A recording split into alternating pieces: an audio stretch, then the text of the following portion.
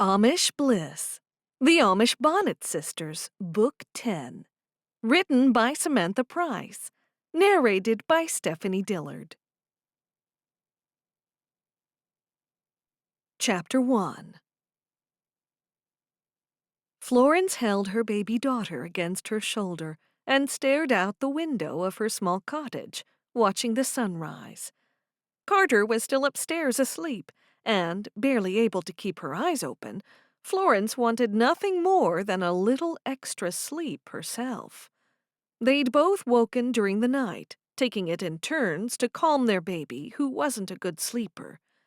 As she did most mornings, Florence stood on tippy-toes to glimpse the next-door orchard. There wasn't much to see except for the treetops.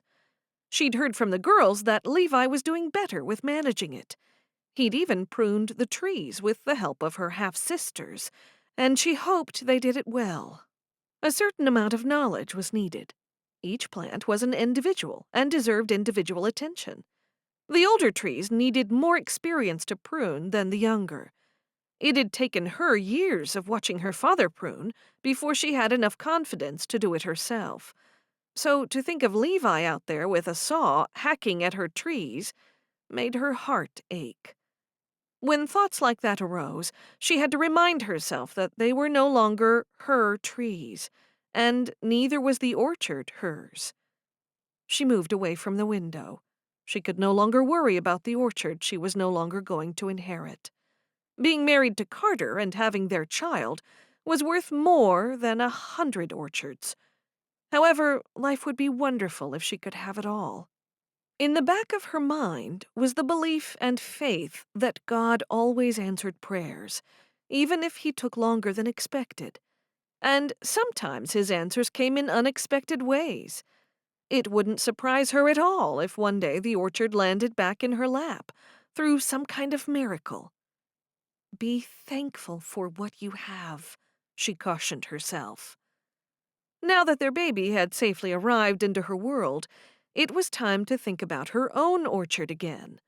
She'd left the planting up to her advisor, who was her late father's good friend. For some reason, she hadn't seen him lately, and she didn't know why. Surely they could start planting now. It was April, after all, the perfect time for planting. With her baby now relaxed, finally resting her head against Florence's shoulder, she sat down on the couch and closed her eyes. Sometimes she looked back fondly on her old life with Wilma and the girls, and the way life used to be. It had been far more hectic and stressful in those days, with the many roles she'd had to play: orchard manager, household manager, half-sister manager, and squabble manager. Then she had to wonder what her Amish Bonnet sisters, as Carter called them, were doing today. In the baker's apple orchard household, Bliss Brunner sat at the kitchen table, ready to pen a letter to Adam, her secret crush. Now that her stepsister Cherish no longer liked him, she hoped there might be a chance for her, and she was ready to take a risk and find out. She figured if she wrote thanking him for allowing her to have the rabbit, that would open up communication between them. He had been upset on hearing the rabbit had got away from their house, where he was supposedly being kept safe, and had been chased by a dog. It made her like Adam more to know that he was so caring about animals. "What are you doing?" Cherish breezed into the kitchen and sat down opposite, grabbing at her letter. She batted Cherish's hand out of the way. "I'm writing a letter to Adam Wingard." Cherish leaned back into the chair.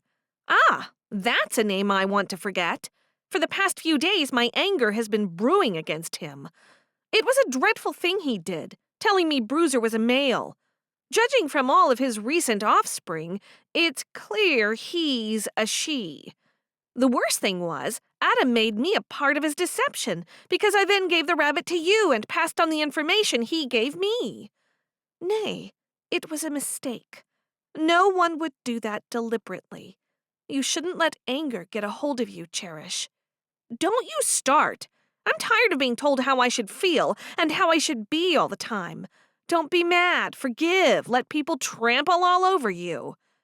You don't mind me writing to him, do you? I didn't think you still liked him. Do you? Bliss held her breath. If Cherish said she did, then she wouldn't be able to write to him. It wouldn't be right. The only thing she could do was forget about him and look for someone else. Trouble was, there wasn't anyone as nice as he was. Cherish made a sour face. How could you think I still like him after everything that's gone on? Of course I don't. If he knocked on the door, I wouldn't even talk to him.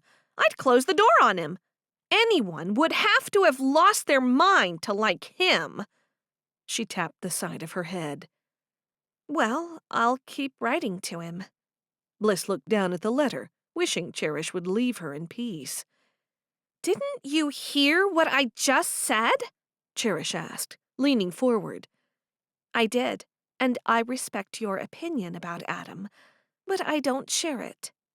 Cherish's mouth dropped open. Normally, Bliss would have gone along with anything she said. I'm angry at you for not being more sensitive to my feelings. You should be upset with Adam on my behalf, since you keep going on about how pleased you are to have siblings at last and be part of such a large family. You should care more about me. Oh, Cherish, don't be mad. I just want to be happy and love everyone. I can't be happy when you're upset with me. Okay, well, I'm not upset with you. You can't help being weak-willed. Bliss smiled. Good. I'm not sure what you mean by that, but I'm pleased you're not angry with me. Cherish's eyebrows drew together. Adam was so awful to me, and he didn't even wait to hear the full story. The full story about Cotton Ball? Cotton Ball? Bliss's face lit up. Yeah, I've just decided to change his name. Her name, I mean. From Marshmallow to Cotton Ball. Cherish rolled her eyes. Just choose a name and stick with it, would you? I have, and I am. Cotton Ball. I thought of Snowball, but I know someone whose cat is named Snowball, and I wanted something unique. Bliss looked back at the blank page, and visions of Adam danced in front of her face. He was so handsome. How shall I start the letter? Dear Adam, I hope this letter finds you unwell. Unwell? Bliss sputtered. Cherish, how could you say that? Chapter 2. Cherish glared at her stepsister. If we're ever to have a sister relationship, you'll have to understand me better. The thing is, I don't want to be nice. I've decided from now on, I'll tell people exactly what I think of them, and I don't think very much of him. People have to learn when they've upset others, and how will he know if no one ever checks him? It's not up to you. Yeah, it is. If he gets away with bad behavior, he'll never know how awful he's been. Too many people in life don't go out of their way anymore to put things right. Everyone's leaving the hard stuff up to someone else. All I want to do is save the next person from getting deceived by Adam Wingard. Cherish shuddered all over after she said his name. Why not just let it go? Forgive and forget. He's not even here anymore. He'll never bother you again. That is a very good point, Bliss, my dear chubby stepschwester, but I have thought the whole thing through. Just because I'm the youngest around here doesn't mean I'm not the smartest. As I've just been telling you, people shouldn't be allowed to get away with bad deeds. Do you want to be reminded of every error you've ever made? Bliss asked. I'm sure there are plenty of them. Right now, Cherish was wondering why Mom couldn't have married someone other than Levi. Perhaps someone with younger children for her to boss about. Bliss was older, so that meant another older sister. Something she needed, like their apple orchards needed Levi managing it. What errors? I can't recall them all because I don't keep track. I forgive people as I go along in life. I want to be happy. If I remembered every time someone wronged me, I'd wear a permanent frown. Besides all that, you just called me chubby. That wasn't nice. Cherish stood, leaned over, and pinched Bliss's stomach through the folds of her dress. Ow! I call it like I see it. She held her fingers up in the air, 2 inches apart. That's how much you are chubby around the tummy. But don't worry, you might lose it when you get older and no one can see it under the big flappy dresses that you wear. I don't think I'm fat. Bliss looked down at her dresses. Was that the reason Adam never looked twice at her? She was fat and she wore flappy dresses? Is something wrong with my dresses? I was thinking of sewing a new one. Who said fat? Besides, there's nothing wrong with extra pounds, is there? It's good for horses and livestock. I mean, what do you think of an owner who has a horse with ribs sticking out? You think, what a dreadful owner. You're just well fed, and that's a good thing. We're not starving you. Cherish grinned. So I don't look bad the way I am? Her greatest hope was that Adam would return to their community someday. But what was the point if he didn't like the way she looked when he got there? You look fine. You've got a pretty face.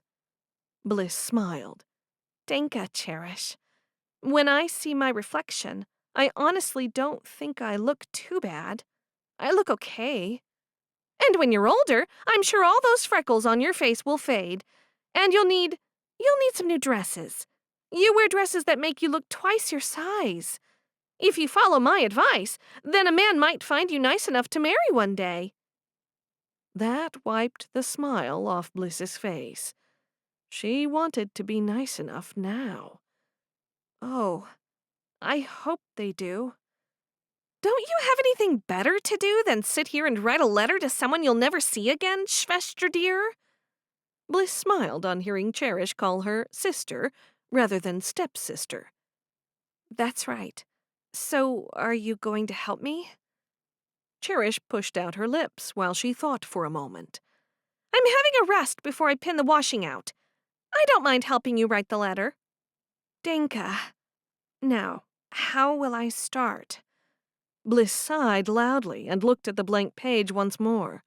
I honestly have no idea, and I've been thinking about it for a good half hour. I'll write it for you if you're so hopeless. She plucked the pen from Bliss's hand. Taking a firm grip, she wrote as she spoke. Dear Adam, I am writing to tell you that I'm very upset and disappointed in you. Nay, that's not what I want to write. You sound like a cranky parent, and not a friend. Bliss grabbed the paper from her and ripped it in two. Maybe his parents never told him not to be rude, Cherish said. This is what you should write. Listen up. Dear Adam, I am writing to tell you that I'm very upset and disappointed in you. You were very rude to my stepsister Cherish when you heard that Bruiser got out and was chased by a dog. Both those things were outside of Cherish's control. You were so rude to her. Cherish looked up at Bliss when she breathed out a loud sigh.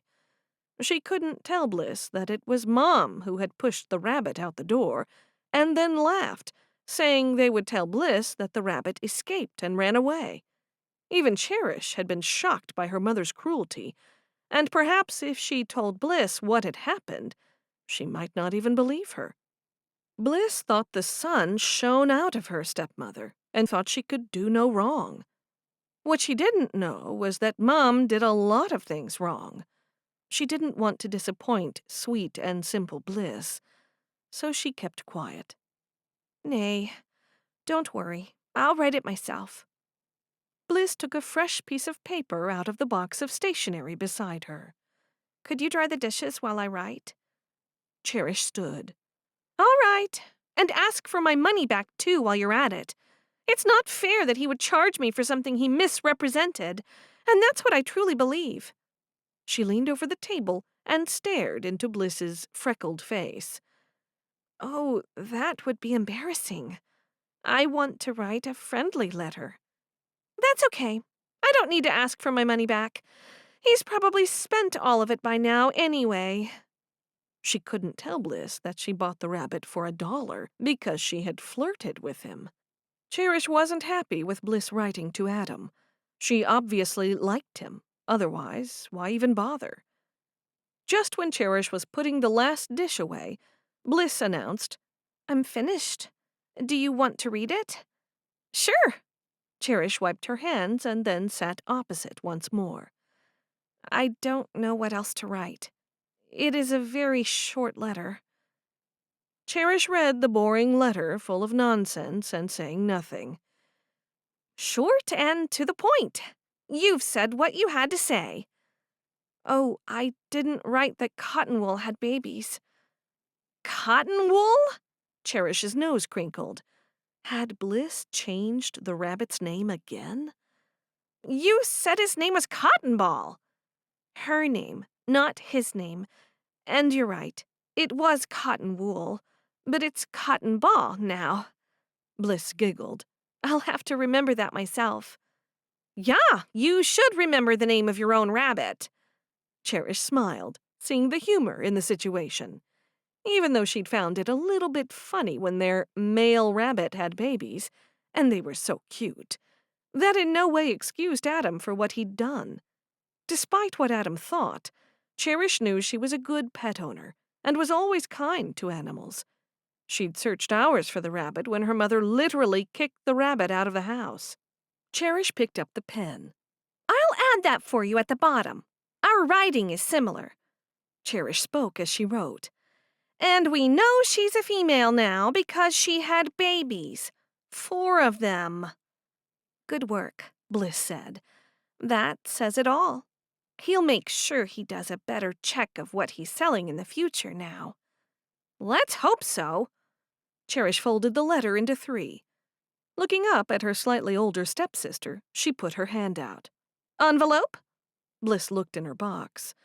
When she saw there were no envelopes, she got up and ran to the next room, and came back with an envelope and gave it to Cherish. Without thanking her, Cherish pushed the letter into the envelope and licked it shut. Looking back at Bliss, she said, "Stamp? It won't send without a stamp." "I'll go look." Bliss got to her feet again and soon returned with a stamp. "Here you are." "Thanka, Bliss. How about we go into town and post it right now?" "I'd love a trip to town. Can we stop somewhere and get a cappuccino?" "Of course. I'll even buy it. My treat. We'll have to go to the cafe where I work, though, because I get a discount." "Okay. Do you mind if I stop and ask for jobs along the way?" "That'll be fine, I suppose. Yeah, why not?" "Danke, Cherish. You're the best Schwester ever." "I know, and it's Stepschwester. Since I'm treating you to coffee, how about you do something for me?" "Yeah, anything." "Pin the clothes out. I should have done that instead of what I did for you just now. It won't hurt you to do something for me." "Sure, I'll do it now." "Good. I'll go upstairs and change, and then we can go. We'll have a lot of fun." "Wunderbar. I'll pin them out, then meet you at the barn," Bliss said. "Danke." As soon as Bliss was out the door, Cherish ripped open the envelope. Then she took a fresh sheet of paper and wrote what Bliss should have written if she was truly a loving and supportive stepsister. Chapter 3. Cherish had decided Bliss's letter to Adam Wengard was boring. She had ripped it up, and she set about writing the letter she'd replace it with, posing as Bliss. "Dear Adam, I need to tell you what I think of the way you treated my dear stepsister and sister in the Lord, Cherish. You sold her Bruiser as a boy when he was a girl. My guess is that you knew he was a girl and that girl bunnies would be harder to sell. You tricked her, and I demand you give her a full, written apology." She paused a moment. He was so handsome. Why did he have to turn out so horrible? It was a waste. Continuing her letter, she wrote, "Don't even bother writing one word back to me unless it starts with 'I'm sorry.' You were very unkind to Cherish, and she is such a good and nice person. She does not deserve your rudeness, and neither does she deserve you judging her." While Cherish was dreaming up some other nice things she could write about herself, she heard a horse and buggy arrive outside. Cherish quickly finished off the letter, signing it Bliss. She tore up the envelope she'd ripped open, along with Bliss's original letter, and threw them into the trash by the door. Envelope. She needed a fresh one, and she knew just where to get one and a stamp. Favor always had a good supply. She burst into Favor's room to see her still in bed. "What are you doing, sleepyhead? I thought you went with the rest of them." "I don't feel well." Cherish leaned forward and touched her forehead with the back of her hand. "You do feel hot. I'll get you a cool washcloth." "Danka.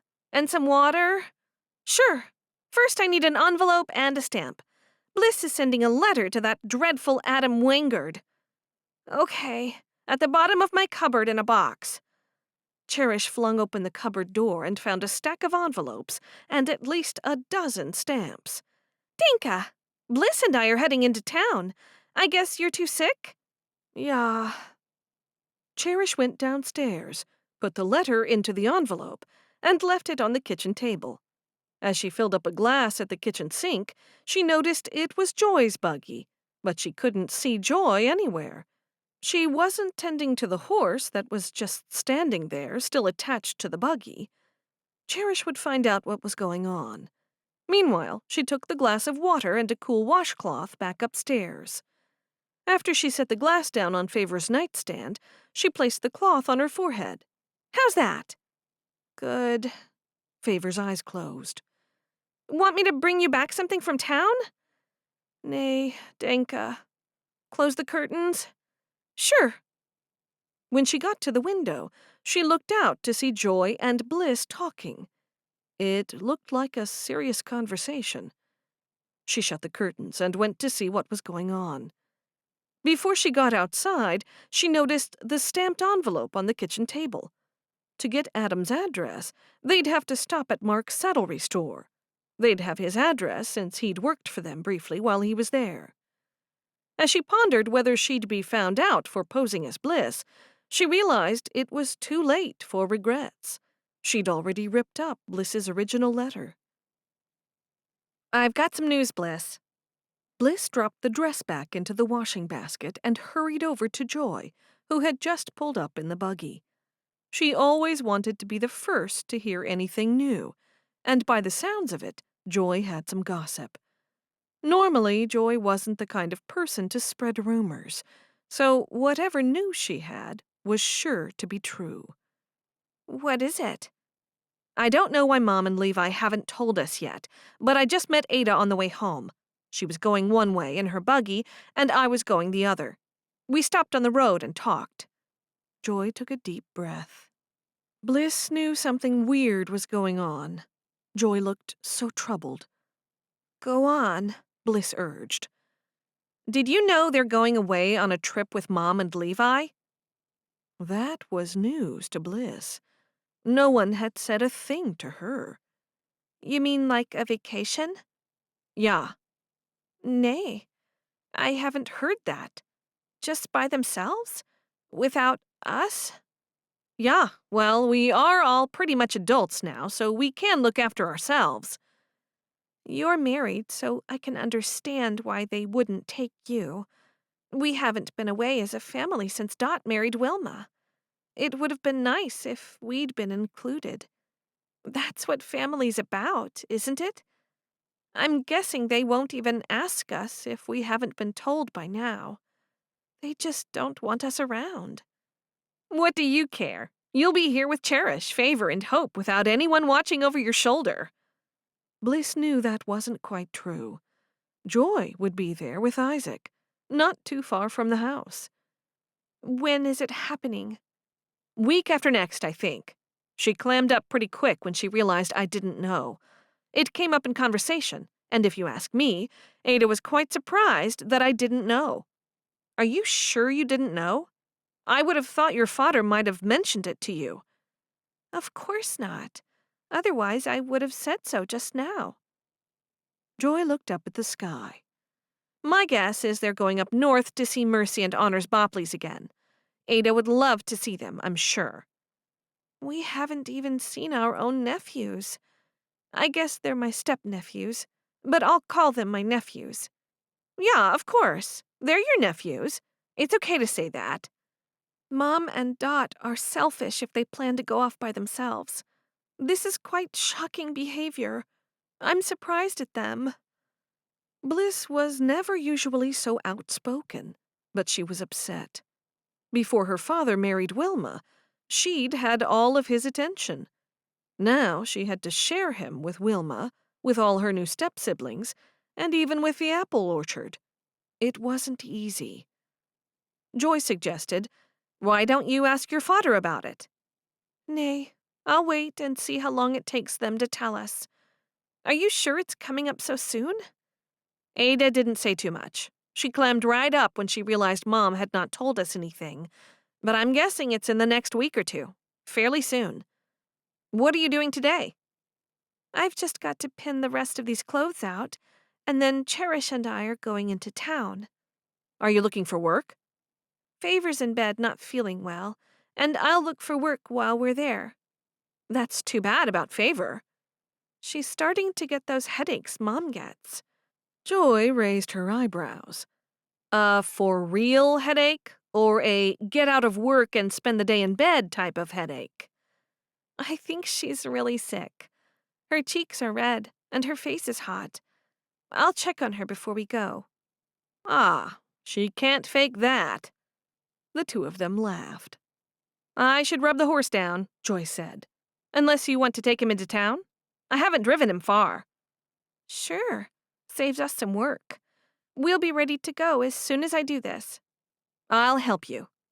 Joy walked over to the clothesline with Bliss. Chapter 4. Florence opened her front door with her crying baby in her arms. Carter had been to town and back to get the weekly food supplies, and Florence was completely exhausted because the baby had woken every hour for a feeding. Now she was allowing Carter to get some sleep, and when he woke up, it would be her turn. Christina, I'm so pleased to see you. Congratulations on your baby, Florence. I'm so happy for you both. Florence knew that Christina had been aching to have a baby of her own for many years, and it couldn't have brought her joy to see Florence holding a baby of her own so soon after being married. Christina and Mark had been childless for years. Christina leaned forward and kissed Florence on her cheek. Thank you. Come in. Would you like to hold her? Christina's face lit up. Would I ever?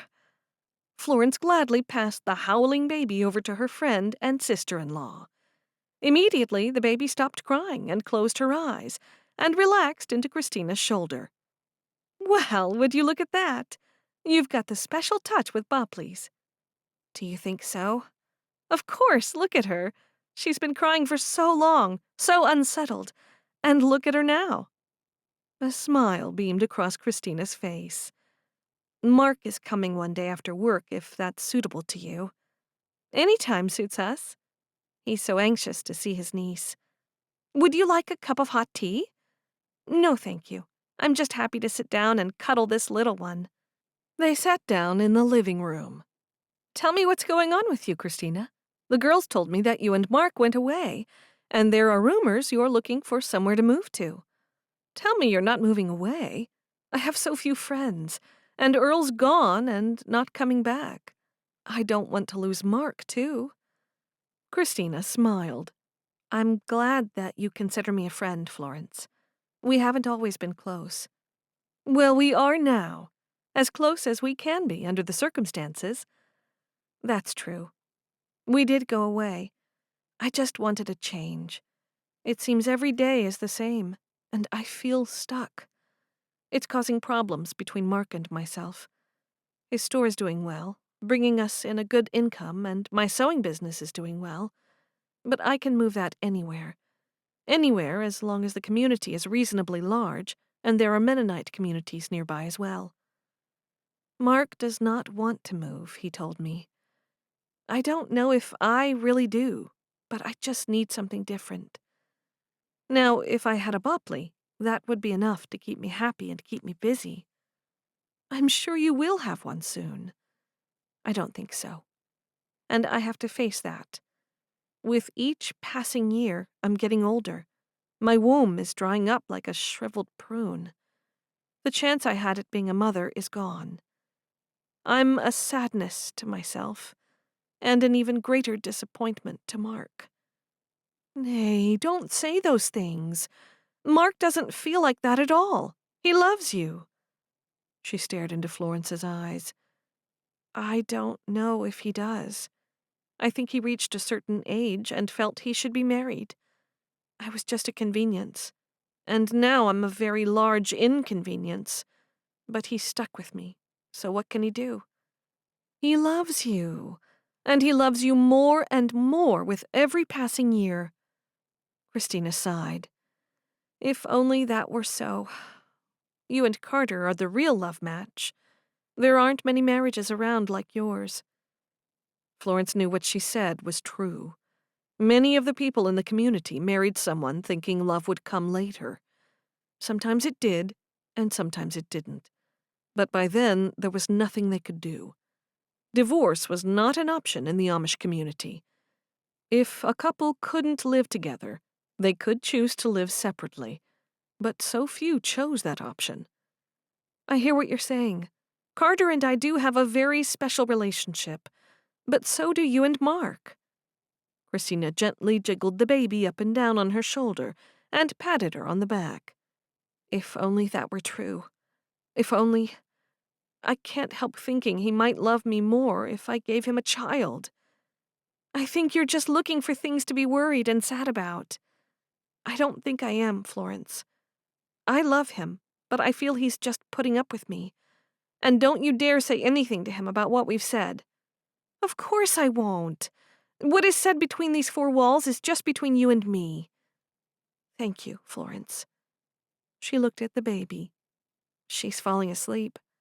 Finally. Christina reached down and kissed the baby on the forehead. Hello, my young niece. I'm so happy to meet you. And she's very blessed to have her Auntie Christina. Thank you, Florence. I'll be the best auntie she ever had. Florence giggled. I don't doubt it for a moment. And you don't want to move away and miss her growing up, do you? You're right. I must stay here and be in her life. Yes, that would make me and this little girl very happy. What's her name? Christina asked. Florence opened her mouth, but Christina guessed what she was about to say. Oh, Florence, do you mean to tell me you don't have a name yet? You had all those months with her growing inside you, and you couldn't come up with a name in all that time? It's just that it's a very important thing, and we don't want to name her after anyone we know or the family knows. And every time I think of a name, I think of a person who has that name. We both just wanted her to have one that is uniquely her own name. Does that make sense? Whatever her name is, it will be uniquely her own. I don't mean it in that way. What about something to do with apples or the orchard? Yes, we've been thinking along those lines, but nothing suits. We're running out of time. We have to submit the birth certificate soon. We've set a deadline for tonight because we're going to send the paperwork off tomorrow. Today is a very important day. Naming day. Yes, if we can't think of anything that we agree on, we're just going to put names in a hat and pull one out. I hope you think of something very nice. I can give you some of my names that I've been thinking about. Rebecca, Rachel, Deanna, Mia, Adele, Adrena, Madalena, Mary Lee, Eva, Ava. That's okay. We have a long list of possibilities. It would be a very hard decision to make, but it's a wonderful decision, too. She'll carry that name every day of her life. I know. Are you sure you don't want to have a cup of tea? Okay, that sounds good, as long as I don't have to put this little one down. Not until I'm drinking the tea, of course. Wouldn't want to risk spilling it. Are you sure? She is quite heavy after a while. I'm sure. She rested her cheek on top of the baby's head. Come to the kitchen with me. We can talk more while the water boils. Chapter 5. Cherish and Bliss had managed to get Adam's address from Mark at the saddlery store, and now Bliss stood in front of the mailbox while holding the letter addressed to Adam Wingard. "What are you waiting for?" Cherish yelled from the buggy. "We don't have all day. Just mail the thing already." Bliss had second thoughts. Perhaps she'd rewrite it and say something better. The letter had been too hastily written. She headed back to the buggy with it clutched in her hand. "What are you doing now?" Cherish asked when she got back into the buggy. "I don't know. I'm nervous about what he'll think when he reads it. He'll know I like him, and he might not be happy about it." Cherish stared at the envelope. "We've gone to a lot of trouble to get his address, and now you're not—" "I know, Cherish, and I'm sorry. I can't help thinking of that old saying, 'When in doubt, don't.' And I have many doubts." "You're just lacking in confidence. It's the right thing to do, trust me." "Do you think so?" "Yeah. Give it to me. I'll do it." Biting her lip, Bliss moved the letter closer to Cherish, who quickly plucked it from her fingers. Cherish sighed as she jumped out of the buggy. "I have to do everything myself." She held the letter over the opening of the letterbox and then allowed it to drop from her fingers. When she heard the gentle sound of it hitting the bottom, the real doubts started. Was the letter too harsh? No, she decided as she reminded herself of her earlier rant to Bliss. People like Adam should know the implications and outcomes of their words and their actions. He looked down his nose at her and made her feel bad, when nothing had been her fault at all. It irritated her every time she thought about it. But what if Adam wrote back and Bliss found out she had substituted a not very nice letter of her own and sent it to him? What would Bliss do? Bliss said she forgives people, but would she forgive her for forgery? She even signed Bliss's own name. There was only one answer to Cherish's problem. She had to be the one, and the only one, who collected the mail for the next few weeks. If no letter came from Adam within that time frame, that meant he would never write back. "Come on, Cherish. It can't take that long to post the letter." Bliss's giggles filled the air. Cherish smiled. It seemed they both suffered from the same indecision when it came to Adam Wingard, but for entirely different reasons. "Come and take me up the road so I can stop in at a few places. You can write the name of the businesses down in the book." Cherish looked up at her stepsister, half hanging out of the buggy and whining at her. "Coming." Cherish got back into the buggy, and Bliss handed her the book. Levi had ordered Favor and Bliss to write down all the places they inquired about possible employment every day. He threatened he would stop by these places and ask if they had indeed been there. Because it had taken them a long time looking, he didn't believe they were truly committed to finding work. That was partly true, but only because they had no real skills and they were so young. The jobs they could apply for were limited. They could only work domestic duties such as cleaners or assistant cooks. All these jobs had many people applying for them. It wasn't helpful that they had no faster mode of transport than a horse and buggy. For every job, they were up against people who owned cars or who lived closer, and they could be called into work at short notice. These were things Levi would not accept as excuses. Levi was someone who only saw things in black and white. "Cherish, before we go anywhere, I have to tell you something." Cherish didn't like the sound of that. "What is it?" Bliss then told Cherish what Joy had told her about Levi and Mom going away. "Why didn't you tell me this before now, on the way into town?" "I don't know. I just remembered it now. I thought you should know." Cherish sighed. "I don't believe it. Joy must have heard wrong. Mom would never go away without telling me. She'd go on her own like she did last time. I can understand her wanting a break from everyone.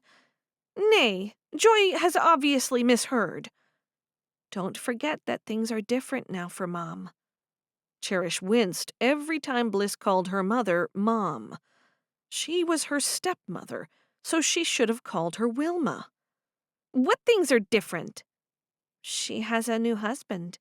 Things are bound to change from how they've always been. Everyone's had adjustments to make. When Mom went by herself last time, she and Dot were having problems. You know that. They're fine now. Whatever problems they've had have been worked out. So maybe they want time alone. Cherish wouldn't hear of it, and if she hadn't been holding the reins, she would have blocked her ears. She would have told me. I'm the youngest, so she would have worried about me being okay, and perhaps suggested I go along. Of course she's going to tell you and all of us. She just hasn't told us yet. It unsettled Cherish that decisions like this could be made without her input. If her father were still alive, he would have taken the whole family away, not just gone off alone with their mother. What else did Joy say about it? I don't have exact details. Joy wasn't sure. She thinks it's very soon, though. She said that Ada clammed up and acted surprised when she realized Mom and Dot hadn't told us. Cherish pressed her lips together, annoyed. It's typical of Mom, though, to only think of herself. Cherish, that's a terrible thing to say. Joy thinks Mom's going to visit Mercy and Honor's babies again. It feels like she's only just come back, but it's been quite a few weeks, months even. Now Cherish regretted saying anything at all. Why couldn't Bliss be more like Cherish's real sisters? She looked in the side mirror, pleased that the road wasn't busy today. She hated sharing the road with impatient cars. I haven't even seen them yet. So unfair. Bliss was concentrating on the line of stores they were passing. Stop here. I'll ask at this mercantile place. Cherish moved the buggy over and stopped behind a parked car. Haven't you been there before? It looks familiar. A long time ago, but it hasn't been written down in the book yet. Fine, off you go. I'll wait right here for you. Danka. Cherish sat there and watched her stepsister go into the mercantile building. It sold everything from fabrics to flashlights, metal pots to makeup. It was a general store of sorts. She wasn't surprised to see Bliss come out only 2 minutes later. Sorry that didn't work out for you. Bliss sat down heavily, and Cherish moved the horse and buggy forward. They wrote my name down, and my phone number. They were surprised I had a phone connected. I told him that was the phone number in the barn. They looked at me like I was a little weird. Yeah, as if that hasn't happened before. All Englishers think we're weird. I know they do. It doesn't bother me. Yeah, I guess I've gotten more used to it. Now where? There's another store. Stop here. Don't even bother, Cherish said, when she saw Bliss staring at a boutique dress shop. I know they won't give me a job, but I do have to write something down for Dot. Bliss handed her the book. Write down this one and the mercantile. Okay. Cherish took the book from her, and then Bliss got out of the buggy. It was all a ridiculous waste of time, but it proved that Bliss wasn't that different from her. It wasn't an entirely honest thing for Bliss to do, in Cherish's opinion. She was fooling her father by asking at places just so she'd have another name to write down in the book. Once Cherish had made the notes in the book, she looked in the window and saw Bliss talking to a woman. Then the woman shook her head. Even though Bliss didn't expect to be given a job, that didn't stop her shoulders from drooping when she walked out. Another rejection, Bliss said when she climbed into the buggy next to her. Hey, don't get upset. You expected them to say no. I know that, but it still hurts. Bliss pouted, making her cheeks more chubby. Working is not that great. It is. I would feel appreciated if someone paid me to do something. You get paid to make coffee, and you must be so good at it because your customers even give you tips. Don't you dare tell your father about the tips. It's not my secret to tell, Cherish. That's up to you and your conscience, and between you and God. Yeah, I just don't want you opening your big mouth. I'll see what I can do to help you. What do you mean? I could get one of the girls I'm working with fired, and you could take her job. Bliss's mouth fell open in shock. Nay, don't do that. Cherish threw her head back and laughed. Relax, it's just a joke. I'd never do anything like that. But seriously, I could ask the boss if you could maybe do a shift or two. Bliss's mouth turned down at the corners. I don't think Dot would like that. It seems he wants us to get full-time jobs or nothing.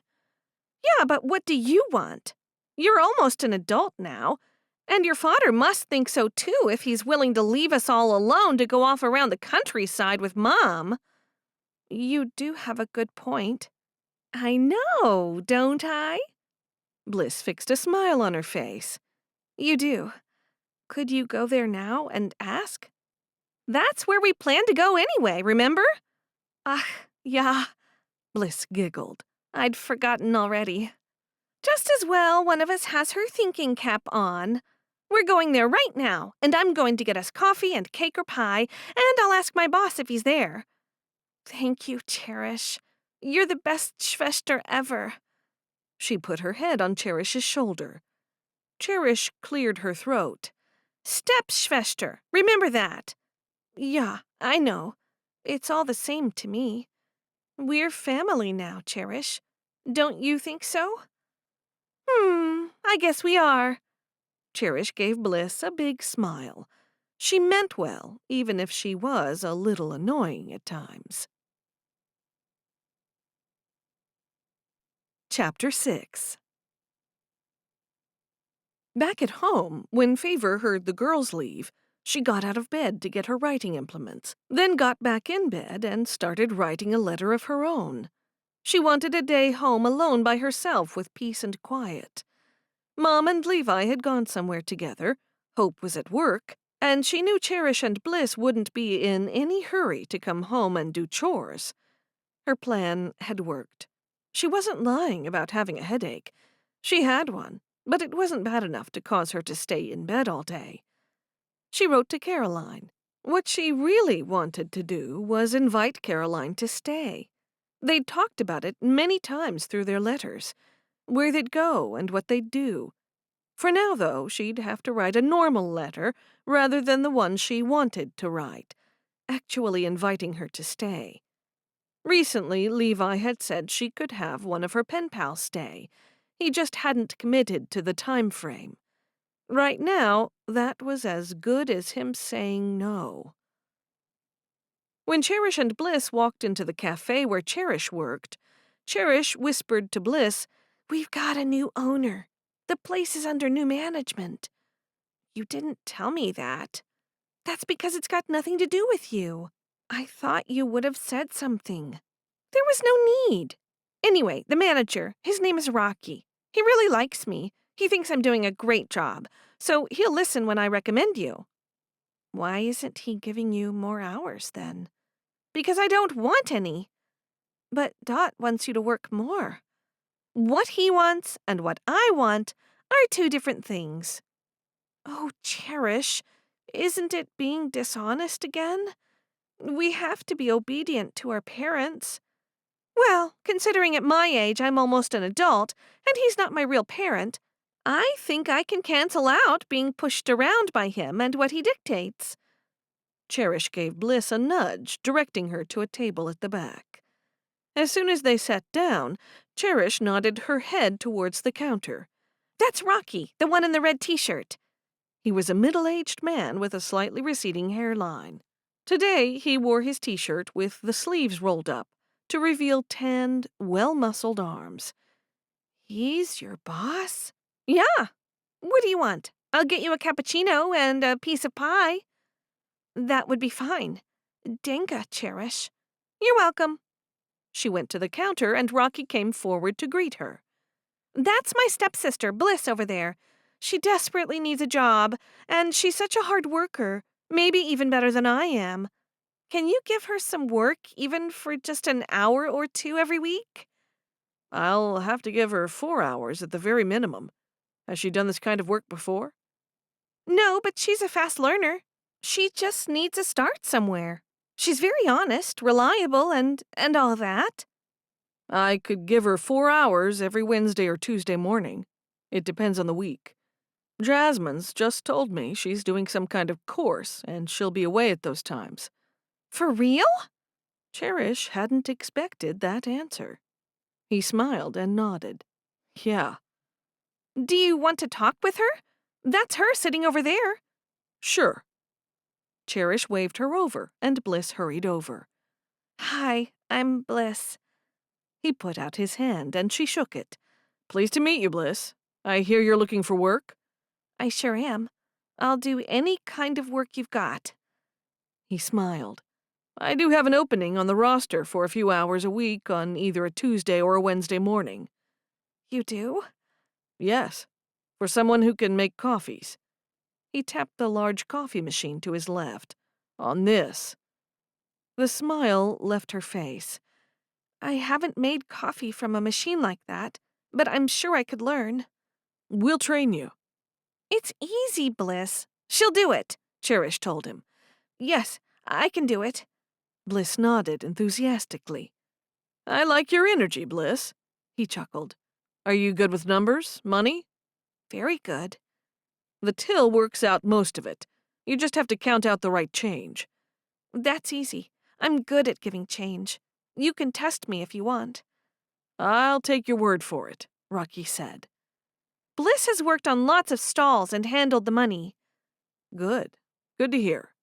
Well, you've officially got yourself a job, Bliss Baker. That last comment raised Cherish's hackles. While Bliss was nearly jumping up and down with excitement at just getting her first real job, Cherish had to correct him. Oh no, she's not a baker. She's my stepsister. She's a brunner. My apologies. I'll see you bright and early next Tuesday, Bliss Brunner. You have the same phone numbers as one another?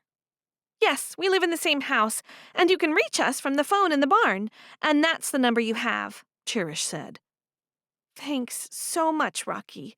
I'm so grateful, and I'll do an excellent job for you. I'll never let you down. He chuckled. Somehow I believe you. Now, can I get you girls something to eat, or did you just come here to see about a job? We'll have 2 pieces of peach pie and 2 cappuccinos, please, Cherish said. Coming right up. Thanks. Don't we have to pay for that? Bliss asked on the way back to the table. We can either pay at the end or at the start. I'll pay before we leave. Gotcha. Good to know. Yes, don't worry. Everything is easy to pick up. You'll be an expert in no time. Thanks so much, Cherish. I'm so pleased to get a job. Now I just have to make Dot see that part-time work is better than no work. The girl sat back down at the table. Exactly, and you'll be getting experience, which will help you get a job somewhere else if you decide to do that. That's true. I feel like a real adult. I've got a part-time job. I can't wait to get my first pay. My money and mine alone. Oh, except that I have to give it over to Dot. Yeah, but don't worry, you'll get tips. You have to be nice to people and get to know everyone's names. Most of the regulars are pretty good tippers, especially the businessmen and the tradesmen who come for takeout. She gave Bliss a wink, and Bliss giggled. I don't know if I'll be as good at that sort of thing as you. Of course you won't, but the closer you get to being as good as me, the more money you'll make. I'll remember that. I want to work until I get married. Then all I want to do is stay at home and have my man look after me. Bliss sighed with a dreamy look in her eyes. I want to stay home all day being a mudder.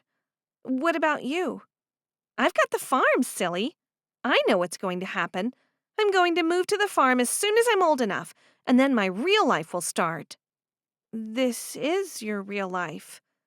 Cherish shook her head. "This life I'm living now is doing what everyone else wants." It was hard being the youngest. "Yeah, but isn't that kind of nice? I feel protected having Mom and Dot make decisions for us." "Each to their own," Bliss giggled. "We're so different. That's why I like being in this family. Everyone is so different. It's never boring." Cherish nodded. She could see the life Bliss had before would have been insufferably boring, living in a house with just Levi. Poor Bliss. Several minutes later, Brooke brought over their pies and cappuccinos. Cherish introduced the two of them. When Brooke left, Bliss said, "I should have watched how they make the coffees." "No need. Today we are the customers." "Okay, customers. That's right, we are customers, and does that mean we have to leave them a tip?" "Yeah, I guess so, but not too much. We don't divide tips, you know. Each person gets to keep their own." "Okay, I've got a lot to learn and to remember. Just do an excellent job, or it'll reflect badly on me." "I will. Do you think we'll be working together?" Bliss took a sip of coffee. "Nay." Cherish looked down at the coffee and carefully folded the chocolate sprinkles into the milk froth with a spoon. "It might be difficult for me to get here." "This is no time to be thinking about that. You should have thought of that before you said yes to the job." "It shouldn't be a problem. You always manage to get here. I just always think of the good and the bad side of things." "Well, that sounds like a complete waste of time. Just think about the good bits." Cherish picked up her coffee cup with both hands and took a sip, careful not to leave a froth mustache on her upper lip. "Yeah, but you know what the job is like." "I do. Just get your story ready for Levi. We'll have to convince him that this job will be good for you." "I wish I didn't have to." Bliss pushed her fork into the pie, broke off a piece, and popped it into her mouth. This is so good." "You'll have to taste everything on the menu so you know what to recommend to people if they ask for suggestions." "Okay, I will. Danke for doing this for me, Cherish. You're the best stepschwester ever." "I think so. It's true." The girls leaned in and giggled. Bliss wasn't so bad. She felt sorry for her that her mother had died. No wonder Bliss was so happy to have a family with the girls to keep her company. Then and there, Cherish decided to make a real effort to be nicer to her. Cherish suggested, "Why don't we fill in time until we have to collect Hope from the B&B? There's no point in going home and then going back out again." "That sounds good to me. All that's waiting for us at home is chores, and we can do them when we get back if we do them really fast. What if we leave some of them for tomorrow?" Cherish smiled at Bliss. They weren't that different deep down. Chapter 7. Florence woke from her second nap of the day to see that she was in her bedroom. She was certain she'd fallen asleep on the couch, but maybe that was this morning. Or was it yesterday? When she opened her eyes fully, she was surprised to see Carter standing near her bed, smiling. Normally, one or the other of them held the baby, because she cried so much if she wasn't held. It was probably a bad parenting habit, but they all needed sleep, and Florence couldn't bring herself to leave her baby in the crib and just let her cry. "Where's the baby?" she asked, seeing Carter didn't have her in his arms. "She's asleep in the crib, finally. I put her down when she fell asleep, and she opened her eyes and then went back to sleep." She stared at him for a moment. He had a secretive smile. "What's going on?" "I have a surprise for you." She sat up straight.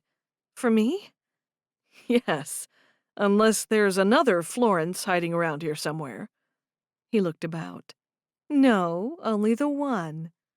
"Come downstairs." They walked down the stairs together, and then Carter grabbed her hand and took her to the door. When he opened it, she saw 2 trucks and 5 men unloading plants. Then she saw Eric Brosley. "Carter, is this Is this what I think? Yes, they're about to plant. Florence's other hand flew to her mouth as she felt tears stinging behind her eyes. This was really happening. Eric looked over at them and then walked toward them with a big smile. I hear congratulations are in order. Yes, thank you. Carter told me you had a girl. Yes, we did. And I had no idea we were ready to plant. I've had my mind on other things. Carter and I have kept in touch. We didn't want to bother you with details under the circumstances. She looked up at Carter, wanting to tell him she'd been on bed rest, not mind rest. I wanted to surprise you, he said. She put both arms around Carter. Thank you. This is the best surprise ever. Well, we'll get started. The men are fully trained and know what to do. Don't worry. Florence smiled at Eric. I'm not worried. I trust you completely. I'll make this orchard as good as I can. Eric took a quick look behind him at the orchard next door. We might try and make it better than that one. He threw his head to the side, gave them a grin, and headed back to the trucks. Thank you, Carter. This is our dream. Our plan is unfolding. It is, before our eyes. I have to take pictures of this. Carter pulled his phone out of his pocket. I'll take photos. That way we'll remember everything. You go inside and rest. I'll take some snaps and be in soon. Florence walked inside and looked out the window. Her life was taking shape. God had blessed her with Carter. They had a baby, and now her orchard was taking shape. It would be years until those trees bore fruit, but that didn't matter. Her thoughts returned to the day Carter had asked her to run away and marry him. It had been a huge decision, but not a hard one. Back then, she didn't know what the rest of her life would look like, but now she knew she and Carter were creating it themselves. Each decision they made was a tiny brushstroke, forming the picture of their life. She was loving how the picture was forming. Chapter 8. Cherish and Bliss pulled up outside the B&B at 2 in the afternoon. Hope climbed into the back of the buggy. Danka for collecting me. I just couldn't face the ride home again. It's tough riding the bike here and back 6 days a week. I got a job, said Bliss with a huge grin as she turned around from the front seat to face Hope. You did? Bliss and Cherish had changed positions. Now Bliss was doing the driving. She jangled the reins and the horse moved on. Yeah, she got a job where I work. It's just a 4-hour shift, and she starts on Tuesday, the week after next. Why couldn't they have just given you the hours, Cherish? Asked Hope. Cherish bit her lip. You don't think Levi will think of that, do you? I think that's the very first thing he'll think of. He's always telling you to get more hours. Now you've both got a few hours, and you know he won't like it. I'm sorry, Bliss. I know you're excited and everything, but I'm just thinking of what your father will say. Cherish said, I'm happy with what I'm doing. If I did any more, I'd hate going to work. I'm just young and want to enjoy myself. Besides, I'm set up for my future because of dear Dagmar. I don't have to worry about a thing. Bliss said, I know what you're saying, Hope, and it's true. I figure if I start work with this job, then after a while I'll have experience and someone else might hire me full-time. That's true. It won't be long before you have cafe experience. But, Cherish, you know Levi wanted you to get more hours. I know, but it was either me or Bliss.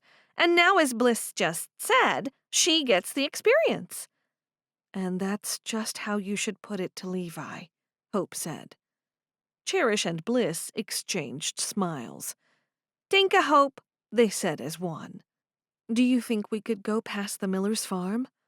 Sure, if you want, Bliss said. Are you going to stop in and see Fairfax? Nay, he'd be working. I don't want to disturb him, and besides those considerations, we can't really be seen to be too friendly. Not until he's had the instructions and gets baptized. You haven't been baptized yet, Hope, have you? Bliss asked. Nay, we'll do it around the same time. Why do you want to drive past, then? Said Cherish, craning her neck behind her to look at Hope. Because I miss him. I haven't seen him for a few days, but it feels like forever. Instead of going straight ahead for home, they took a left turn. Don't go too slow when we get there. I don't want to look too obvious, like we're trying to see him. I hope they don't catch sight of us, said Bliss, because this road doesn't really go anywhere. Go slow when we get there, and I'll lower myself so no one sees me. When they drove past the dairy farm, Hope saw Fairfax in the distance. There he is. I don't know what he's doing. Cherish caught sight of him. He's looking around this way and that like he's lost. Maybe that's how he feels, said Bliss. Lost?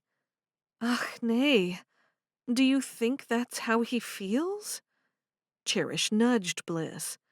I certainly don't think that. He's just having a quiet moment to himself. He works so hard, he's entitled to a moment. Dairy farms are hard work, said Bliss. I didn't mean what I said before, Hope. Should we stop? He might see us and come over, and then you'll get to talk to him. People will see and think we're just neighbors talking. Nay, just keep going home. The back way home. Sure, if that's what you want, said Bliss. The rest of the way home, Hope worried about Fairfax feeling lost. Was that how he felt? As soon as they got home, Cherish jumped out of the buggy. I'm going to check on Favor. Hope, you won't mind helping Bliss unhitch the buggy, will you, since we collected you and saved you riding your bike? I don't mind at all. It's a good exchange. Bliss pouted. Why don't you help and I'll check on Favor? Because I just got you a job today, so that's the very least you could do, don't you think? Bliss grinned. Sure. And thanks again, Cherish. Cherish walked to the house. There was nothing she liked better than getting out of work. Her dog Caramel and Joy's dog Goldie ran to her. She crouched down to pet both of them. I hope you've both been good today. When she spied her mother bringing in the washing, she knew she was going to get a lecture. They should have been home a long time ago. Mom would complain that she'd been left the chores to do on her own. Cherish left the dogs, and while her mother was out behind the house, she ran through the front doorway and scrambled up the stairs to see Favor. When she reached Favor's bedroom, she was surprised to see the door shut. She listened, and when she didn't hear anything, she pushed the door open. Favor was sitting up in bed, propped up with pillows, as though there was nothing wrong with her. Not only that, she was writing a letter. When Cherish looked harder, she saw Favor was surrounded by letters.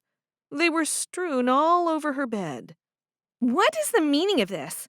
Don't you have a headache? Cherish sat down on the side of her bed. I do have a headache, but it's a little better now, enough for me to write letters. That sounds a bit suspicious. Cherish grabbed the letter in her hands and stood up to read it. Give that back. Favor leaped up and managed to snatch it back, and then settled back down on the bed. You've got no right to read my mail. Well, technically, it's not your mail. It's just a letter you're halfway through writing. And Caroline, isn't she an Englisher? I'm allowed to have English pen pals. Yeah, but you're not allowed to invite them to stay. Oh, you saw that? I'm a fast reader. You heard Levi say that I could have a pen pal come to stay. He didn't say when, and he didn't say you could have an Englisher come here and stay in this house. It's just something he says to keep you happy and stop you nagging. Mom does the same thing. She tells you what you want to hear, but she never intends to give you what you want. And they call me deceptive. Cherish shook her head. Bliss appeared in the room. What's going on? Cherish sat back on the bed.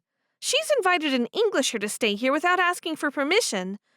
Did you leave Hope to rub the horse down and unhitch? She said it was okay. Did you really do that, Favor? Yeah, I did. I'm writing the letter now. Levi said someone could come to stay, and I'm holding on to that. He wouldn't have said it if he didn't mean it. Wow, you're going to get into the biggest trouble. I heard what he said, and he didn't say anything about an Englisher. Cherish smiled. That's what I said. Bliss sat on the other side of Favor's bed. I don't see why. As soon as Levi and Mom find out she's an Englisher, they're not going to allow it. Favor looked down at her letter. She's a good girl and very quiet. It'll be fine. I know her really well. I've been writing to her since we've both been about 10 years old. Still, you'll get into trouble. She might not even be allowed to come here to stay. She lives in California, and it's such a long distance to come here. Why did you choose her? Why not someone from a different community? Because she's the one I've always wanted to meet. We've always promised each other we will meet one day, no matter what. And I've been asking and asking for years. You know I have, Cherish. Yeah, asking and being told no. I can't think Mom would have been too happy with Levi allowing it. I'm just holding them to their word. Bliss sighed. So, what's going to happen? I'm going to send this letter and then wait for a reply. That's what's going to happen. We'll pray for you then, Favor. For lying about being sick and forgetting the problem, Bliss said. Both sisters stared at Bliss. What problem? Favor asked. The problem you were supposed to be sick with. I had a headache this morning and it's gone. One thing I know for sure is that Mom's angry with both of you for being out all day. Cherish, the washing. We'll have to get it off the line. Bliss jumped up. Too late. I saw Mom doing that when we got home. You're both going to be in big trouble, Favor smirked. It'll be okay when Mom finds out that we took so long because Bliss has gotten herself a job. That wiped the smile off Favor's face. She did? Yeah, I did. Favor groaned. Now there's going to be even more pressure on me. When Cherish saw Bliss open her mouth to tell her it was only for a few hours a week, she thought Favor should suffer a bit before she found out the details. Let's go, Bliss. We'll have to tell Mom the good news. Oh, yeah. Mom will be so pleased. The girls left Favor alone with her letters. Chapter 9. Carter picked up a list of names and looked at Florence, who was on the couch cradling their baby in her arms. Spot was snuggled next to her. Spot was fascinated by the baby and always stayed close. Carter sat down on the couch with Spot between Florence and himself. Well, we said tonight's the night. We've run out of time. I didn't know it would be this hard, said Florence. I know, but none of the names we've thought of feels like a good fit to me. I've had some extra thoughts, though. Florence was glad to hear it. Me too. But tell me yours first. No, you tell me yours first. Florence laughed. Okay. I know we said we wouldn't name her after anybody, but there is someone special from your life that I think we should consider. His eyes sparkled. Iris? Yes. Your adopted mother and Wilma's sister. And my aunt, which is kind of weird. What do you think if we call our little girl Iris? Florence held her breath, hoping he'd approve. If not, their child might grow up to be the first nameless person on the planet. Most definitely. That's what I was thinking too, but I didn't know what you'd think about it. Florence heaved a sigh. Perfect. We agree. What was your mother's name? Well, she thought about her mother and missed her every day. She didn't think of her as Eleanor. And strangely enough, she didn't think of her as Mom either. The only person she remembered calling Mom was Wilma. "Eleanor," she said softly, as her gaze traveled to the mantel, to the photo of Eleanor as a young woman before she joined the community to marry her father. "That's right. I should have remembered," Carter said. "Iris Eleanor Braithwaite. What do you think?" "I love it. It feels like a perfect fit. And it honors the women who are so dear to us." "We finally have a name." He leaned forward and picked up the papers, and Florence looked on as he carefully filled them in, asking her help to be sure he spelled Eleanor correctly. "I'll go to town to post this first thing tomorrow." "Okay. I'm glad that decision is over. It was a hard one to make." "Yes, it was. Next time we should think about names for boys and girls ahead of time so we're more prepared." Florence smiled at the thought of having more children. They'd always planned to have a few, and each baby that came would add more happiness to their lives. Hopefully, Iris would be a good sleeper before the next one came along. On Saturday afternoon, Cherish had sneaked upstairs to have a lie down. Levi had everyone cleaning the outside of the house, and Cherish and Bliss had been given the job of making sure the windows were spotless. It was a silly day to wash the house because it was windy. Levi thought it was a good day because it would dry faster. He didn't realize along with the wind came the dust. The season had been a dry one, and dust from fields near and far had decided to land on their house. It wasn't any use telling Levi, though, because he rarely listened to anyone. Just as she was drifting off to sleep, her mother burst through her bedroom door. "There's someone at the door to see you, Cherish." She sat bolt upright. "I was only lying down for a moment. Who is it?" "It's Adam Wangert." Cherish held her stomach. "Adam Wangert is here?" Yeah. Cherish scratched the back of her neck and then adjusted her prayer cup. "And he wants to see me?" "He asked for you. Hurry, you can't keep him waiting." Her blood ran cold. Had he discovered her deception? Did Bliss already know she'd written that letter pretending to be her? This was the worst thing she'd done for some time, and now it had come full circle. Chapter 10. As Cherish followed her mother down the stairs, all the reasons Adam Wangert might have come to her house to ask for her ran through her head. Was he there to show her mother the letter she wrote to him? She'd never hear the end of it if her mother knew what she'd said. She'd tear strips off her for being so rude. When she got downstairs, Adam filled the doorway as he stood with his hat in his hands, and his golden-toned hair smoothed back. "Adam, what a lovely surprise!" "Can I come in?" "Of course." She looked around to see where her mother was. She'd disappeared, and then she heard her sisters giggling in the kitchen. "Let's sit here on the couch. Can I get you something? Cider? Tea? Coffee? You said water. Is that all? A glass of water?" "I haven't said anything. I can't get a word in." Once he sat, she asked, "Cookies? Cake?" He shook his head and then placed his hat on his knees. Politeness dictated she should have already offered to take his hat from him, but she had bigger problems than that. From the expression on his face, he didn't seem like he'd come there to get her into trouble. Now she had to add an apology to her ramblings. She wouldn't have written that letter if she thought there was even the slightest chance she'd ever have to see him again. "I've got nothing left to offer unless you'd like to stay for lunch. I believe we're having pork and cabbage rolls." "That sounds delightful. But I'm here about a letter Bliss wrote me." "He knew."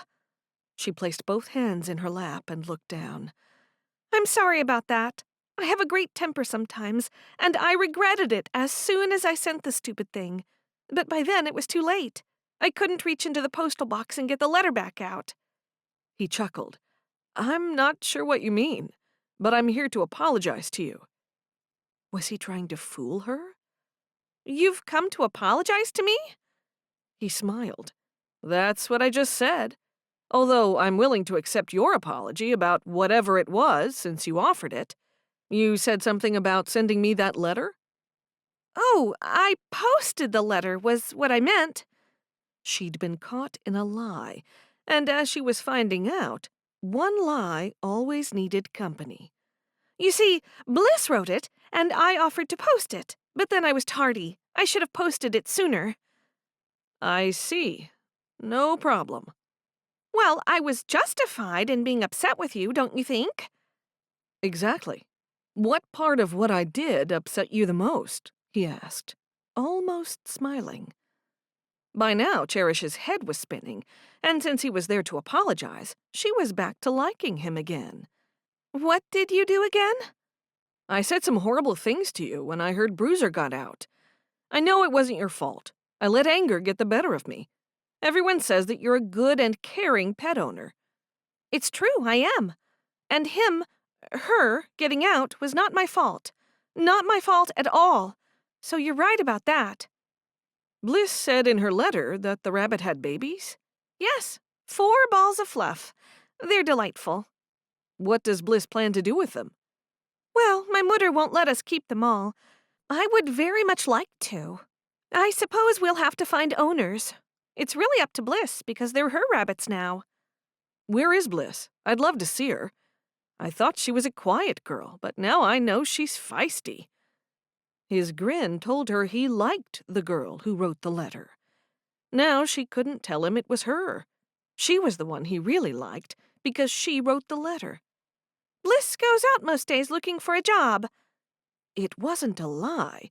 It was the truth. Bliss just happened to be home on this particular day. Cherish just hoped she wouldn't walk out of the kitchen any minute. He stood. I'm going to be staying here for a couple of weeks, or maybe more, so I'll see more of you and your sisters. That was good news to Cherish's ears. Yes, if you're staying here, I suppose we will see you. He flashed her a smile, and her heart gave a flutter. Sure, he had a hot temper and had said some horrible things, but so had she. She couldn't hold that against him. She walked him to the door. Who are you staying with, Adam? He turned around and looked at her. I'm staying with the Millers. Which Millers? There are several Miller households in this community. Not several exactly, but a few. The Millers at the end of Pebble Creek Road. Fairfax is staying with them too, and working on their dairy farm. Yes, I know. We're sharing the Großdaddy house while I'm there. He talks about you and your sisters a lot. When did you arrive? Yesterday morning. Thanks for stopping by. Nice to see you again, Cherish. She smiled at him and gave a little wave. Then she stood on the porch, watching while he got into the buggy and drove away. Bliss joined her on the porch. Did he ask about me? He came to say he was sorry for the horrible things he said about me not being rabbit-worthy. Rabbit what? Not worthy of owning a rabbit. Is that when Snowball was chased by Spot? Asked Favor. Cherish turned around to see Favor, who'd just walked out of the house. I believe it's Cotton Ball now, and yes. In an exaggerated manner, Favor threw her hands in the air. I can't keep up. Cherish continued. Cotton Ball got out, and he blamed me. But now he knows it wasn't my fault, so he came to apologize because he was mean and horrid. Bliss smiled. That's good that he apologized. That means he's a good and humble person. Do you still like him, Cherish? Favor asked. I know you did, and then you didn't. But he has apologized, and surely that must make you have second thoughts about ruling him out. Cherish didn't want to admit to anyone that she liked him. He's all right. They might do something obvious to push the two of them together, and that might drive him away. She figured the subtle approach was best. There was nothing subtle about her sisters at all. We'll see him at the meeting if he's staying at the dairy farm. Cherish gasped and stared at Bliss. You heard? I heard most of what you and he said. Not all of it. I wished he would have come to see me. Maybe he didn't get my letter before he left. Cherish hoped she hadn't said anything mean about Bliss. She couldn't remember. It was bad enough she made him think she wasn't there.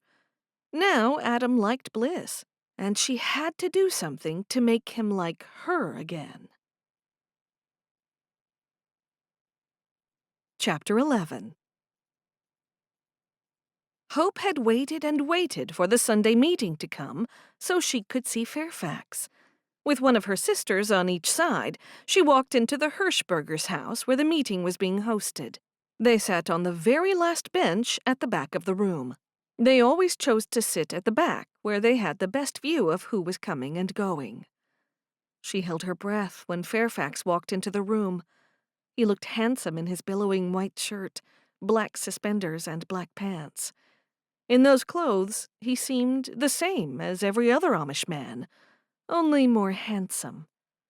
Fairfax, along with Adam Wangard, sat on the opposite side of the room. Like at all meetings, the men sat on one side and the women on the other. Adam turned around and smiled at one of her sisters. She didn't know which one. Then Fairfax turned, and when their eyes met, he smiled. She couldn't wait to find a private moment after the meeting to speak with him. Throughout the meeting, Hope did her best to concentrate, but that was hard because her eyes were fixed on the back of Fairfax's head. She wanted him to be absorbing every word of what the bishop said. The quicker he learned, the better he'd understand the world he was becoming a part of. Their chance to talk came when everyone was busy with the meal afterward. The food was served in bowls in the middle of the long tables. Everyone would take a plate and help themselves. When Hope sat down with her sisters after filling her plate, Fairfax walked over. Hope stood up and moved away from the table to talk to him. "Hi. Should we be speaking?" "We aren't doing anything wrong. We're just talking." "That's true. Can we speak in private?" "Wait 5 minutes. Most everyone should be sitting down by then. Meet me behind the barn." She nodded towards the red barn around 30 yards away. "Sure. Make sure no one sees you." "I will." Hope ate in a hurry, and when she saw Fairfax head to the barn, she left the table and walked over around the other side of the barn to meet him. When they saw each other, they ran towards each other and embraced. "I miss you so much, Hope." "Me too. It's quite impossible not seeing you every day like we used to." "It won't be that long, and we can be together all day, every day, apart from when I'm working." "Tell me, how are you doing?" "I'm fine." He held her at arm's length, smiling, and then pulled her back into his arms. "What about you?" She didn't answer his question. "I saw you in the paddock, and you looked a little bit unsure or uncertain." "When did you see me?" "Friday afternoon. I went past in the buggy." "It's nothing. I'm handling everything well. It's not as hard as I thought." She could tell from his face he wasn't being totally honest.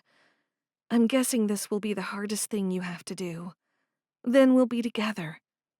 His face relaxed into a smile. "I know. It'll be worth it at the end of the day when I get through everything, and then we get married." "I can't wait." "Can you meet me tomorrow afternoon outside Carter and Florence's place? I want to thank them for all they've done for me." "Sure. I'll take any excuse to see my niece again." "I didn't properly explain why I left working for them. I'm sure they wanted me to work the place when my folks leave." "Maybe we could do that. Could we run the orchard when your folks move?" "Hey, I hadn't thought of that. It all seems such a long way off. I don't want to make promises that I won't be able to keep. I can't mention that to them." Hope smiled. "I know. I'm always getting ahead of myself." "Meet me at 4 tomorrow at their front gate?" "I'll be there." The two of them hugged again. "What is the meaning of this? Are you lost, Fairfax?" They sprang apart at the sound of the booming voice. It was Mr. Hirschberger, one of the elders and the owner of the house where the meeting was being held. "No, I'm sorry. I just wanted a quiet moment with Hope." He stared at Hope, who didn't know what to say, and then he looked back at Fairfax. "This is not a good start for you. I think for both your sakes you better rethink decisions like this in the future." Hope held her breath, hoping he wasn't going to tell the bishop. Finish your meals, and then I think you should both go home and not stay for the singing." Hope was relieved. They were getting off lightly. "I'm sorry, Mr. Hirschberger," Hope said. "I'm sorry, too," said Fairfax. The two of them walked back to the outside eating area with Mr. Hirschberger following them. She sat down with Cherish in front of her empty plate. "What happened with Fairfax?" Cherish asked. "Nothing much. We hugged." "Why do you look so upset?" "Mr. Hirschberger saw us," Hope whispered. "Nay!" "It's okay. I don't think he'll say anything." "You'll have to be more careful in future, Hope," whispered Favor. "There is no future. I can't be alone with him now until he's finished his time with the Millers." "That's all right. I'll still be able to see him at the meetings and all our get-togethers. I'm meeting him tomorrow afternoon because he wants to speak with Carter." "I'll come too," said Favor. "Nay, it's just the two of us. No one can come. He wants to talk to Carter." Cherish raised her eyebrows. "About what?" "Something to do with how he used to work for him. I'm not sure, really, but this visit should be just the two of us."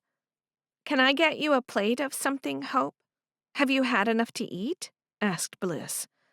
"I've had a bit to eat, and I couldn't fit in any more. Thanks for asking, though." She looked over at Fairfax, who had just sat down with one of the Miller boys and their visitor, Adam. "I'm not staying for the singing. Fairfax and I have been told we should go home after the meeting." "I'll stay on for the singing and bring the girls home. You'll have to go home with Levi and Mom." "I know." Bliss stared at Adam. She didn't want to let her chance to know him better slip by. Chapter 12. It was when the singing was over that Bliss's opportunity to talk to Adam came. As soon as she stood up, he was right there next to her. "Bliss, I just wanted to let you know that I'm really sorry about Bruiser. I have apologized to Cherish. I seriously thought he was a boy. It's very hard to tell with the young. You see, when you turn them over—" "No need to go into all the details," Bliss giggled, aware that everyone could see them talking. "I'm not going to turn my bunnies over to look at that part of them. They're cute and fluffy, and that's all I need to know." "I don't want you to get into the same trouble as I did. I've had a really hard think about it, and I honestly can't remember telling Cherish that Bruiser was a boy. I'm sure I said I thought he was a boy. She never mentioned it was important that she have a boy rabbit." "It's okay. It worked out well." He grinned at her. "It must have given you a shock when he had the babies. I'm glad you got him back again." "Her back, and she had babies," Bliss corrected him with a big smile. "Yes, her." "It was horrible when she got away. I mean, farmers shoot rabbits. I was dreadfully worried and sick every night thinking that she might be dead out there somewhere, got by some wild animal or shot by some farmer." "Yes, not many people understand rabbits." "I do." "I can see you like them as much as I do." She stared into his eyes as everyone around them milled around, talking to one another. "I do." This was a man Bliss could see herself with, and she was so pleased Cherish was no longer interested in him. "I wasn't sure. I wasn't sure if you liked them. I thought you were a quiet girl, but then I got your letter and saw a different side. I must say, I like that side better." Bliss wasn't sure what he was talking about, but she liked what he was saying. He was smiling at her, but was he smiling in a mocking way, looking at all the freckles on her face? She once thought her freckles were cute, but the way Cherish spoke about them, she figured maybe they weren't. All she wanted was for him to see a beautiful girl looking back at him. But did he see the same ugliness that Cherish saw? She stepped back. "I should get back to my sisters." "No. Stay and talk a while?" She looked around to see where they were. "They'll be going home soon." He smiled. "They won't go without you, will they? Hey, why don't I take you home?" This was the best outcome Bliss could have hoped for. "Okay, I'll tell them." She went to go, and he took hold of her arm. "They can find out when they come to fetch you." "Okay." Bliss stifled a girlish giggle. That meant he was saying that he didn't want to waste a minute of their time together. I'd like to see your baby rabbits. Then you should come to the house sometime. Maybe later this week? Now she wasn't so upset about her father and Wilma going away. It couldn't have come at a better time. I'd like that. She thought fast. My father and stepmother are going away for a few days. The girls and I are having dinner for some of our friends while they're gone. I'd love to have you join us. I'll be there. Good. I'll let you know the time and day when it gets closer. He nodded. Let's sit down. They sat on the Hirschbergers' porch while people loaded up the long benches onto the specially made wagon that carried them to every meeting. Tell me about your family, Bliss said. I'm one of many. There are 11 of us. I'm the eldest. 5 boys and 6 girls. That's nice. I was an only child until Dot married Wilma. Wilma has 6 girls, a stepdaughter, and 2 stepsons, and She wondered how to describe what Carter was. Wilma's child she'd had out of wedlock. But then she remembered no one was supposed to talk about that. Wilma was always worried about bringing shame to the family. She'd heard that out of Wilma's mouth so often, probably at the rate of once a week since she'd joined the family. That's a lot. How do you cope with all that after being the only one for so long? Bliss smiled. Most of them have left home now. There's only Cherish, Favor, me, and Hope at home. Joy and Isaac live in a caravan on the property. They're married. I guessed that. I love being part of a big family. There's always someone to keep me company and share chores. There's always someone to speak with, and I'm never lonely. It's like living with all of your best friends. No wonder you were so protective of Cherish. I like a loyal woman. That says a lot about the person you are. She smiled at all the nice things he was saying. Someone must have told him good things about her. Favor walked over to them. We're going now, Bliss. He stood up. I'm taking Bliss home. Oh. Favor looked shocked. Okay, I'll see you at home then. Favor turned and walked away so fast that she was nearly running. I think I scared her. He chuckled as he sat down again. You shocked her. That's because no one's taken me home before. I can't believe that. They smiled at each other, and she loved the way the gaslights reflected in his eyes. For good measure, she added, I've been asked, but always said no. I'm glad I'm the first. He stood and offered his hand. She grabbed it and stood up. We should go before the Hirschbergers kick us out. I'm ready. On the drive home, he said, I want to see you sooner than the dinner you're having, but I've committed myself to working all this week right up until Sunday. Can I see you next week sometime? Sure, I'd like that. I start my new job at a cafe on Tuesday of next week. It's only for 4 hours, but I keep telling everyone it's a start. It is.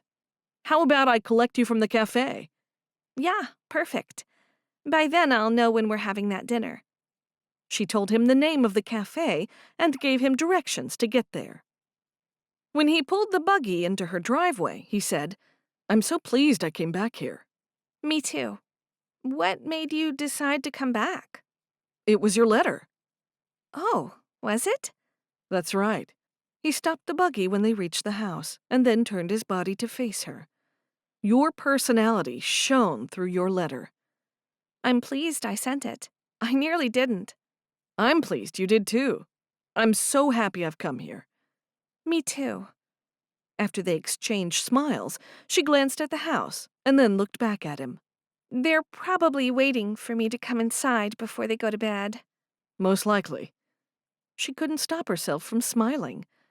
Before there was an awkward moment where she wouldn't know what to say next, she got out of the buggy. She stood there and said through the window, I had a nice night. Me too, Bliss. Tuesday next week seems such a long way away. Bliss had never felt so happy. She turned on her heel and headed into the house. No one had ever shown her that much attention or said such nice things to her. She opened the door and closed it behind her while listening to the rhythmical sounds of the buggy moving away. Cherish walked up to her. How did you get him to drive you home? Bliss moved past her and saw that they were alone. Everyone must have already gone to bed, since there was no one in the living room and no light on in the kitchen. He likes me, I guess. Really? She didn't like the way Cherish looked so surprised. He as good as said so. We have a lot in common, and it seems he's not bothered by my freckles and my fat. Hey, don't say that. You're trying to make out I said you look bad, but I didn't. I was trying to make you feel good about yourself. How? By pointing out all my flaws? I know I'll never be as pretty as you are, Cherish, and I'm fine with that. A man will love me for the inside of me and not the outside of me. Can't he love both? For people like you, yeah. But for people like me, no. He already said my true personality came out in that letter I sent him. That's why he came back. He likes my true personality. Cherish rubbed her head. What? The reason he's back is because he thought he liked what you said in the letter? That's right. Cherish was mystified. What part of the letter? He didn't say exactly, but he said he could see I was a faithful and honest person. Cherish sighed. I'm going to bed. I might stay up for a little while and make myself a cup of hot tea. Yeah, you do that. Cherish turned and walked up the stairs. Wait, Cherish, Bliss whispered from the bottom of the stairs. Cherish hurried down to meet her. What? I kind of told Adam we were having a dinner here when Dot and Mom were away. Would that be okay? She whispered back. Okay? That's genius thinking. Bliss moved closer. And do you agree that we shouldn't mention it to them because they might not allow it? I agree very much. I can't wait, Cherish. Good, me neither. Cherish continued back up the stairs. That was Bliss's first good idea. By the time the night of the dinner came round, she hoped Adam would figure out he was in love with her and not Bliss. This was a total disaster. If she confessed it was she who wrote that letter, he wouldn't think she was honorable at all. Now Bliss had stars in her eyes, thinking Adam loved her.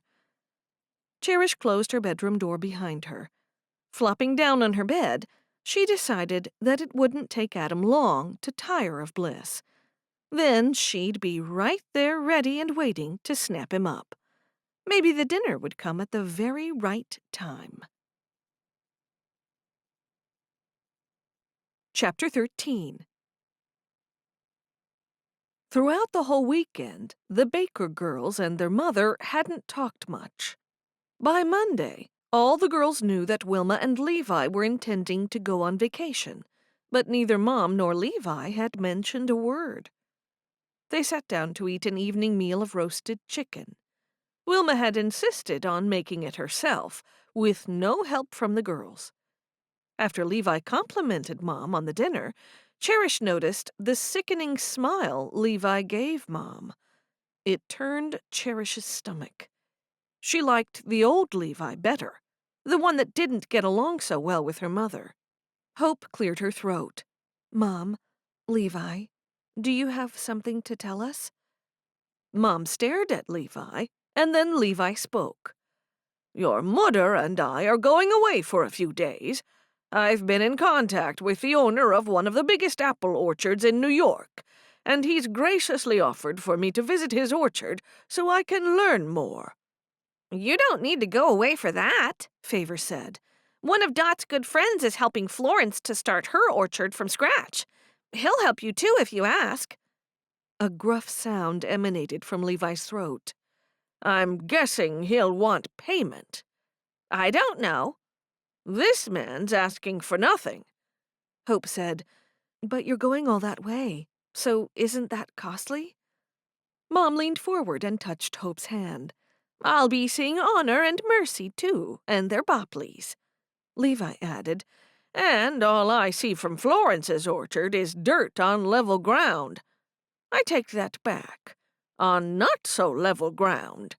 I wouldn't like someone like that helping me. He chuckled, but it came out more of a scoff. How do we know the trees will even grow on that land? There was a reason that portion of land was discarded by your father in the first place. It's low-lying land. Cherish said, Florence said he knows what he's doing. You just can't stick trees in the ground and hope for the best. The ground has to be properly prepared and drainage dug. So that's why it looks the way it does. It won't be forever. Favor added, Yeah, and there might be a way to compensate for the land being low-lying. If there is a way, Florence will find it. Levi put up his hand. I've heard enough. I don't know why you girls have to argue with everything I say. That's what we're doing, and that's the end of it. Everyone was silent for a moment before Mom spoke in a meek voice, repeating what she'd said earlier. While we're there, it's not too far away from Mercy and Honor. That's nice, Mom. You'll get to see them again, said Bliss, smiling at her stepmother. Can I come too? Asked Favor. Nay, I'm sorry. It's just Levi and me who are going, and no one ask that again. You girls have to learn you can't get your way by nagging. So we're gonna be left with no supervision from anyone? Because I could have one of my pen pals to stay, someone older and responsible. You said I could have someone come to stay, Levi. This might be the perfect time. He put down his knife and fork and clasped his hands on the table in front of him. It's not the perfect time at all, Favor. Not when we're away. You will be allowed to have a pen pal come to stay at a future time. Your mother and I have discussed it, but it has to be at the right time that suits Wilma and me. Favor sat there in silence, pushing the food around on her plate with a fork. Of course, we shouldn't need to be supervised. We're all adults here. You should go away more often. We can handle everything here and do what needs to be done in the orchard, said Hope. Levi picked up his fork and stabbed a golden roasted potato. The orchard can look after itself for a couple of weeks. There's still some pruning to do, but I'll leave that to you girls. He turned to his daughter. Bliss, you can organize that, if you can fit it around all those hours you've now got at the cafe. Bliss's eyes bugged out. Okay. Cherish didn't say anything. Of all the girls he could ask, he chose the one who knew nothing about apple trees. Hope leaned forward. A couple of weeks? That's how long you're going for? That's right, including the traveling time, Levi said. You'll both have a wonderful time. Bliss smiled at her father. It's mostly work, said Levi. Either way, Cherish was pleased to have a lovely break from chores. They wouldn't do a thing until the day before they came home. Cherish was looking forward to that, and she was sure she could get the other girls to agree to doing nothing. The only problem she could foresee was Joy. There had to be a way to get rid of Joy and Isaac from the property. Even though they lived in the caravan behind the barn, that was way too close. Cherish cleared her throat. And I've heard Ada and Samuel are also going away. So you're going away with them together? That's right, said Levi. We're going together. Do they have someone to look after their place? I'm sure Joy and Isaac would love to help them out. Slowly, Levi nodded. That might be a good idea, Cherish. I'll mention it to Samuel and Ada tomorrow. They'll be here in the morning to organize the travel plans. Cherish was pleased to hear that. If they could get rid of Joy, then Favor, Hope, Bliss, and she would have a vacation themselves without their mother and stepfather and fussy older sister watching over them. Then they'd have that dinner with their friends. But they couldn't make plans until her parents were well and truly gone, and Joy and Isaac safely out of the way at Ada and Samuel's house. Feeling someone watching her, Cherish looked up. It was Bliss. They exchanged a secretive smile, both thinking about that dinner. Chapter 14. The next morning, Cherish had to stop herself from helping her plan along. She was tempted to go to Joy's caravan and inform her Ada and Samuel might need someone to stay at their house. The problem was, Joy wasn't stupid, and if she knew Cherish wanted her to go to Ada's, she'd figure out why. No, this was one thing Cherish had to let go of. When Ada and Samuel arrived, Cherish waited in her room for a few minutes. Then she crept onto the stairs and stayed out of sight. With her excellent hearing, she could hear every word that was said as they sat at the large dining table, figuring out the plans of where they would stay and such. Half an hour later, after many decisions had been made, her stepfather spoke. "Have you found someone to look after your place while you're gone?" "I was going to ask Joy and Isaac," Ada said. Cherish clapped her hands with delight. Then, hearing nothing from the adults, she quickly ran up the stairs so they wouldn't know she'd been listening. This was perfect. It was all meant to be. Because even if she hadn't planted that seed in Levi's head, Ada had been thinking about it anyway. She took out pen and paper, and sitting on the windowsill, she wrote down all the food they'd need for the dinner they'd have. They'd have so much fun with no adults there. Movement from below caught her eye. It was her mother and Ada. The only reason they'd be outside was that they were heading to talk with Joy. There would be no reason for Joy to refuse them. She'd be doing Ada and Samuel a favor, and she and Isaac would have a house to stay in by themselves. Joy was making the bed when she heard someone approaching. She opened the door and saw Mom and Ada. "Hello, I didn't know you were here, Ada." "Is this where you and Isaac have been hiding, Joy?" Joy giggled. "Come in and take a look." "Thank you, I will." Ada stepped up into the caravan and took a look around. "This is where we sleep. This is our little kitchen, and that's where we sit to eat our meals. Oh, and behind that door is the world's smallest bathroom. There's everything here you'd need. It's much bigger than it looks from the outside. It serves its purpose. Would you like to sit down? I can make you hot tea or coffee." "We've just had hot tea at the house, but I will sit for a moment. I've got something to ask you." "Okay." Once they were seated, Ada said, "Joy, would you stay at our house while we go away with your mother? It'll only be for 2 weeks or a few days longer." "We'd love that. I'm sure Isaac would agree. There will be just a few animals to feed. If you can stop by sometime before we leave on Friday, I'll show you what needs to be done." "Perfect. I can't wait. It'll be a taste of having our own place. It will give me peace of mind that someone is staying on the property and looking after the animals. Can I bring Goldie?" "Of course you can." "Wunderbar." Cherish had crept up and was listening just outside the door. Her plan had worked perfectly. She popped her head into the caravan. "What's everyone talking about?" "Ada has just asked Joy to stay at her place while she goes away." "Truly? I would have done it, Ada."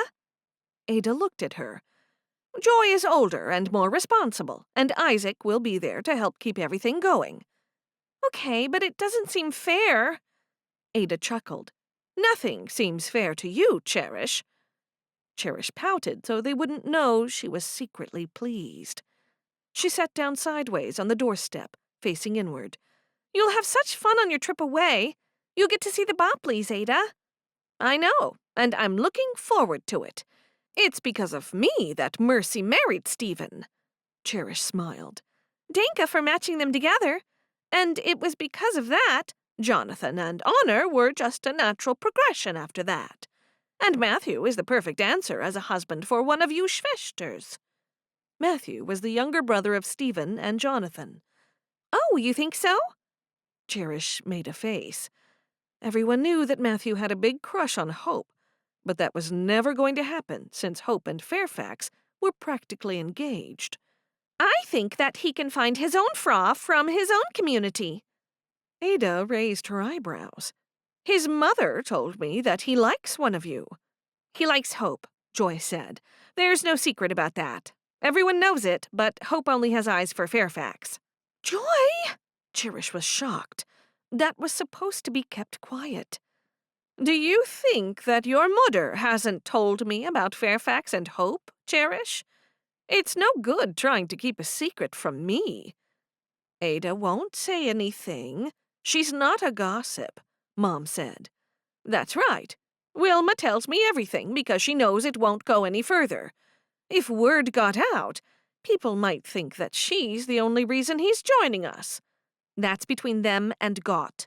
It's not for me to comment about, said Joy. Cherish leaned her back against the doorframe.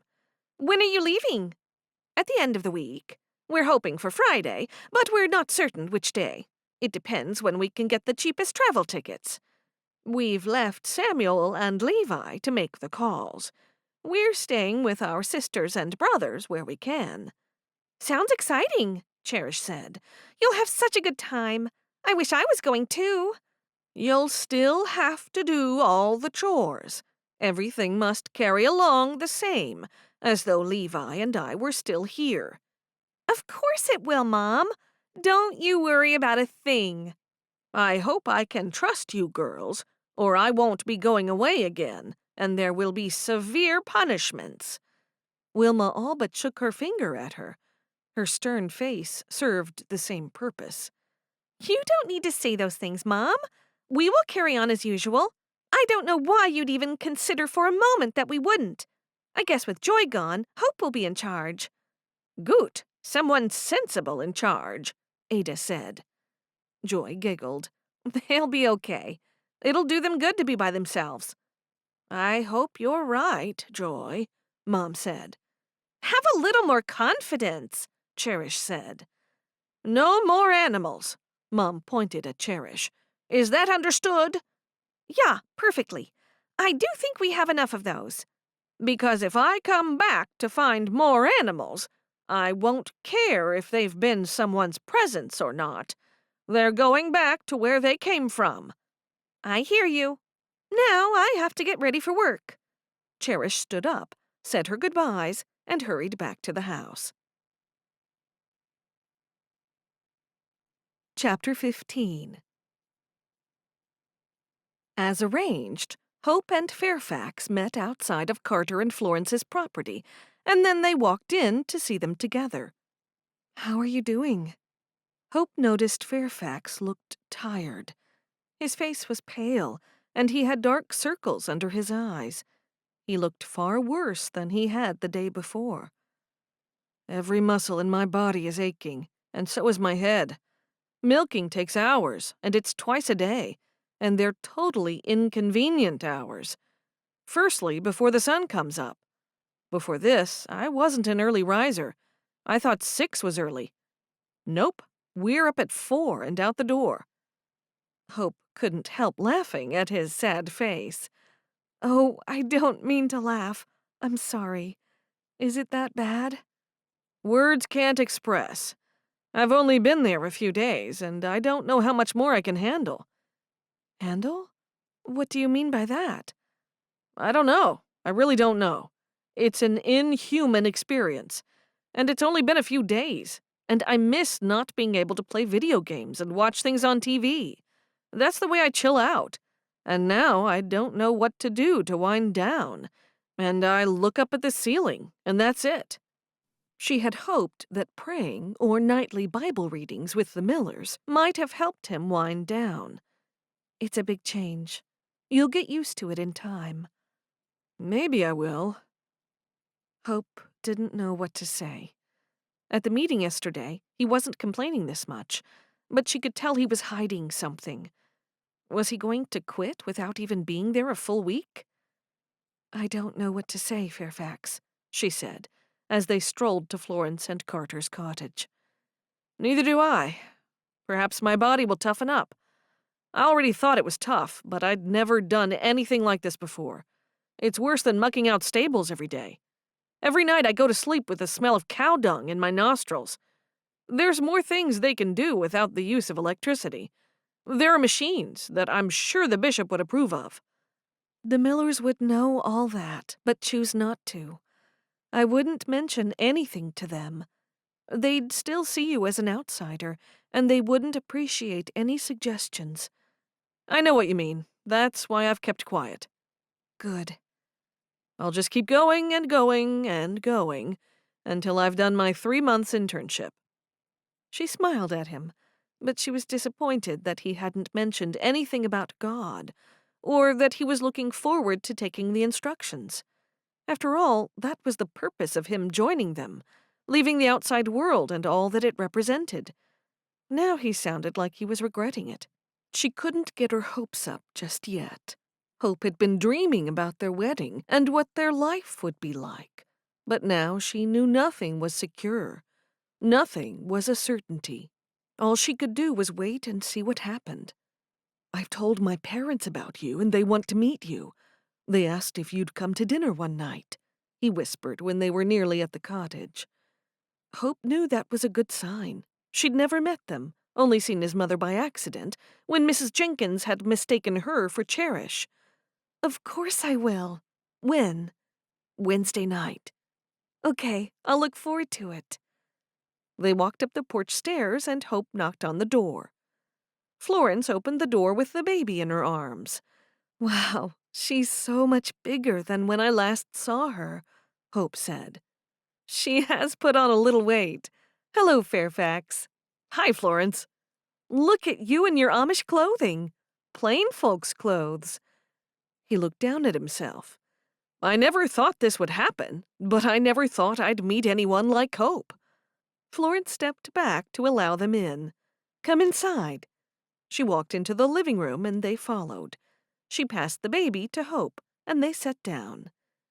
Carter came down from upstairs to join them. "Look at you two.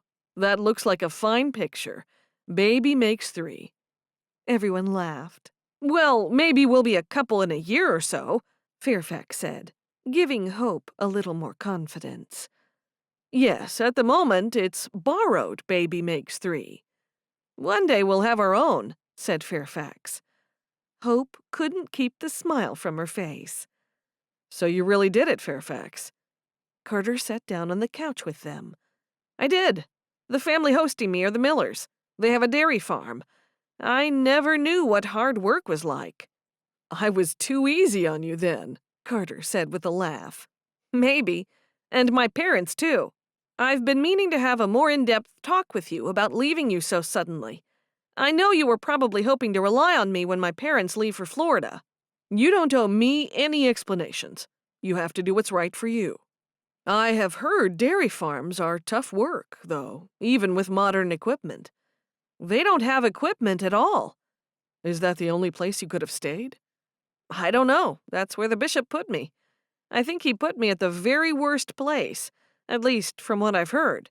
I think he's testing me because he knows I'm involved with Hope, and so he wants to make sure I join for the right reasons." "I think you're exactly right," Florence said. "It sounds exactly like something he would do." "I've just got to make it through the next 3 months." "You'll do it," said Carter. "Congratulations on the baby," Fairfax said. "Thank you," said Florence. "Congratulations on your becoming Amish." "Well, I'm not Amish yet, until I go through the instructions and get baptized, but I'm well on the way." "We have to kind of lay low with our relationship until then," Hope said. "It's on hold." "I think that's best," said Florence. "We don't want those tongues wagging. Would you like a glass of lemonade? Carter made some fresh this morning."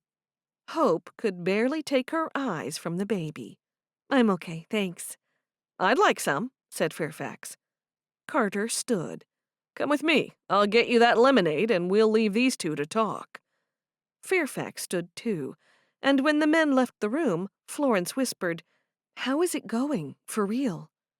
"I'm not sure. I really don't know if he'll make it through." "Of course he will. He's not the type of man to start something and not finish it. You're his whole world, Hope. I can see it in his eyes." "Really?" "Yes. The bishop is testing him, I'm sure of it. The last Englisher who'd been sent to live with the Millers left before 2 weeks were up." Hope smiled and looked down at the sleeping baby. "Do you have a name for her yet?" "We do. It's Iris Eleanor." "Oh, after Mom's Schwester." "That's right, and my mother." "That's wunderbar. And you said you weren't going to name her after anyone." "I know, but it seems right." "It does. I agree." Hope stared down at Iris in wonder. How long would it be before she had her own baby, hers and Fairfax's? Would their baby be this beautiful? "She's so lovely, Florence. If she were mine, I'd look at her all day. I'd get nothing else done. Florence giggled. She is amazing. Babies are such miracles. She's such a gift. I feel complete now. We have a real family. Several minutes later, Fairfax and Carter walked back into the room. I'll need to go now, Hope. They'll miss me if I'm gone any longer. You can stay here. No, it's okay. I should get back home, too. After the couple said their goodbyes, they walked back to the front gate. I guess I'll see you Friday night. Yes, we'll have an early dinner at 6. I've already arranged it with Mom. Okay, that sounds great.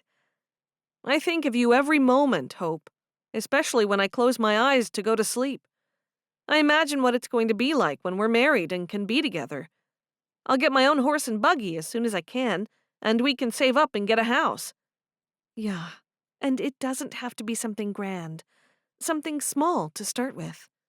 Believe me, it will be nothing grand, since my parents sold my inheritance rather than passing it down to me. Whatever it is, it'll be ours, and we can build our future and our family. Am I allowed to kiss you? Hope looked around. Just quickly. He gave her a quick kiss on the lips and then smiled. And he got into his buggy and drove away. Hope started off walking home to the next-door property. As she walked, she realized she'd felt too scared to even imagine what life would be like if she married Fairfax. Would the test of the dairy be too much for him? The bishop was testing him, that was for sure. She couldn't rest easy until they were in front of the bishop and he was marrying them. Chapter 16. Hope was surprised Wilma and Levi were allowing her to go to Fairfax's parents' house for dinner. It seemed they'd accepted her future with him already. It was just as the sun was going down that she headed away from her home and walked through the orchard and met Fairfax at the fence line near the cottage where he used to live. She was nervous about meeting his parents, but when she saw him, she knew it would be all right. By the time she slipped through the fence wires, he was right there. They hugged each other for more than a moment. My folks are looking forward to seeing you. I'm looking forward to meeting them, too. I'm scared, though. Don't be anxious. They feel like that about meeting you, too. Are they angry with me? He put his arm around her as they walked. Why would they be? I don't know, for stealing you away or something. You didn't steal me away. This is what I want to do with my life. It feels right to be with you in the community. It's a life worth living. That was just what she wanted to hear. Have you told your parents that? Not in so many words, but they know. How will they know if you don't tell them? We're close, but we don't talk about feelings and stuff. We mainly talk about more day-to-day things. They made the decision to move to Florida without talking to me about it until after it was a done deal. At least I talked to them before I made this decision. What do you think they'll ask me? I don't know, but whatever it is, just answer it and don't worry. Just be honest. Of course I'll be honest. I'm just a little worried about the questions they might ask me. Relax, I'll be there. They're nice people. They must be nice, since they're your parents. He grinned. That's right. Your mother saw me with you once and thought I was Cherish. Do you remember? I do, and I didn't even know where she'd met Cherish. He laughed. I was worried that you liked Cherish. She tried to use her charms on Stephen, my older sister's husband. That was before they were married. You'll never have to worry about that sort of thing with me. You're the only woman I see. She was pleased to hear it. But just then she looked up and saw how close the house was. Her nerves kicked in again. She was only moments away from meeting his parents. Fairfax walked in the front door holding Hope's hand. Hello, anyone home? His mother walked out, followed by his father. Hope, it's lovely to meet you. His mother hurried over and hugged her. Hope wasn't expecting her to be so warm and friendly.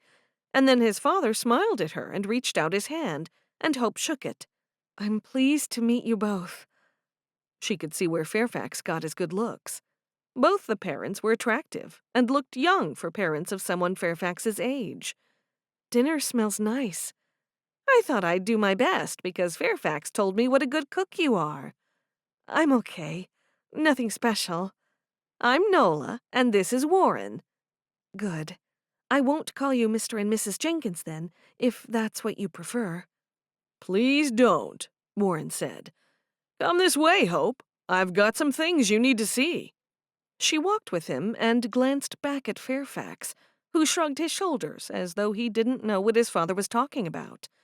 When she got into the living room, she saw books.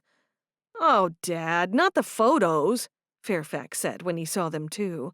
"I'm sure Hope would like to see how cute you were as a baby. Wouldn't you, Hope?" "I sure would." "And we've got photos of him at all his milestones." "There are way too many photos of me. It's not normal." "Correct me if I'm wrong, Hope, but your community doesn't take photos, and you don't like being photographed?" "That's right. We don't. They would be good to look back on, though." Hope sat on the couch, and then Nola and Warren sat either side of her while Fairfax sat opposite. "Do we really have to do this?" Fairfax grumbled. "I thought we were here for dinner." "Don't worry, you'll get fed," Nola said. "Hope wants to see them." "Yes, I do." "Hope, you're the first girl he's ever brought here for dinner." Warren grinned. "Oh, come on, Dad. You're making me sound like a complete—" "Actually, you're wrong, dear. Hope's the only girl he brought home, for dinner or otherwise." His father grinned widely. Hope laughed at Fairfax when he slid down in his seat, putting his hand on his head with embarrassment. Fairfax's mother opened the first album, which was full of his baby photos. "Oh, you still look like you, Fairfax," Hope said, looking at the cute and chubby baby wrapped in a blue blanket. "That's right. He hasn't changed much at all," said Nola. "Yeah, I'm about 6 feet tall now, though." "But I can still tell it's you. You've got the same eyes and the same shaped face." Fairfax rolled his eyes. "How far away is dinner, Mom?" "It's all ready. We're just having a look at the photos first." After they'd shown Hope all the photos, Nola said, "I'm glad you've come, Hope, because I've got a few questions." "Sure, what is it?" "We're moving away shortly, so is Fairfax allowed to visit us? We'll be in Florida." "Yes. People choose to separate from their families when they join us, but they certainly don't have to do that. I mean, he probably couldn't live with you again." "I'm too old to live with them anyway," Fairfax said. "You were up until a year ago, son." "Yeah, well, that was too long to stay. No offense or anything." "And can we visit him?" Nola asked. "Sure, of course." "And you really have no electricity or modern conveniences?" his mother asked. "Mom, you know the answer to that. We've been living alongside the Amish all these years. Don't ask questions that you know the answer to." "I'm curious, that's all." "It's perfectly all right. I want to answer your questions as fully as I can." "Did Fairfax explain the process he's going through?" Husband and wife looked at each other and then nodded. "He did. It's going to take us some time to get used to this. He might have been thinking about it for a while, but it came suddenly to us." "I understand. It would be a big adjustment to make." "You don't exactly look the picture of health, Fairfax. What's going on?" "I'm fine. I just haven't been sleeping. Once I get a good sleep, things will be different. I'm doing much harder physical work than I've ever done before." His father leaned over and slapped him on the back. "Good, and that won't hurt you. So where do you both see yourself in 5 years?" Hope didn't know what to say. "I'd have to let Fairfax answer that." Both mother and father stared at Fairfax. "Married to Hope with a couple of young kids, and a guest room for when you come to visit." "Is that what you think, Hope?" Warren asked. "Yes, that sounds good to me." "So are you really going to do this, son?" "It's done, Dad. I am doing it." "But you can always change your mind, can't you? You're not locked in?" his mother asked. Anyone can change their mind along the way. It's not that it's locked in or anything, Hope said. But once we're married, I'm hoping he won't change his mind. You don't have to worry about that, Hope. I'm fully committed to you and to your community. She smiled at him, quite pleased he'd said that in front of his folks. It made it all seem real. And how would you support yourself? Warren asked. We hope to have an orchard one day, much like this one. There are many ways we can make money out of an orchard. Everyone ready for dinner? Yes, please, said Fairfax. I'm always ready for dinner. It'll be a moment. Would you like to help me in the kitchen, Hope? Sure. Hope left them in, guessing that now the real questions would start, and she wasn't wrong. As soon as they were in the kitchen, the serious conversation started. It's a little upsetting for me because he's my only son, and he's not coming with us to Florida like we thought he would. I can imagine it would be upsetting. He told me he always said he was never going there with you. He doesn't want to live there. I know that now. At least I know he'll be in good hands. I'm so pleased he found you before we left. It's always such a worry for parents. He's always been a good boy. He's always been a loner and has never really gotten along too well with other people. That's surprising to hear you say that. He seems to get along with everybody. Maybe he does. Maybe that's why he belongs in your community, if he gets along well with everybody there. He never got along with his peer group. He didn't have too many friends in school. That kind of thing. I had no idea. It's true, and I guess we'll have many grandchildren? Hope put her hand to her mouth and giggled. I certainly hope so. Yes, that's good. We can come back and visit the grandchildren. Oh, Hope, I can't wait for that day. When are you leaving for Florida? In a few months. We've bought a condo in a new development. It'll be ready on September 1. Sounds great. And where will you live? I'm not too sure yet. We could possibly live at my folks' place. That's what my older sister Joy is still doing with her husband. They're actually staying in a caravan that was towed onto the property so they could have their own space. That sounds like an excellent idea. It's a little cramped, but it's just the two of them so far, and they're happy with it. I'm sure you two will work things out your own way. We will. We've got a lot of family support, and it's good to know that Fairfax has your support. That truly makes a difference. He'll always have that, no matter what he decides to do. Wherever he goes in life and whatever he does, it's his journey, not ours. That's a good way to look at things.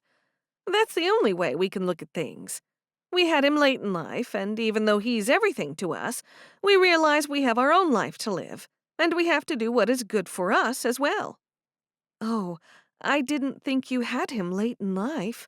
You and your husband look so young. Nola smiled. Thank you, but we're retirement age. I'm pleased to know we don't look it. Not at all. The table's set. Help me carry the bowls to the table? Sure. When the dinner was over, Fairfax made his excuses for them to leave fairly soon. He had the borrowed horse and buggy waiting to take Hope home.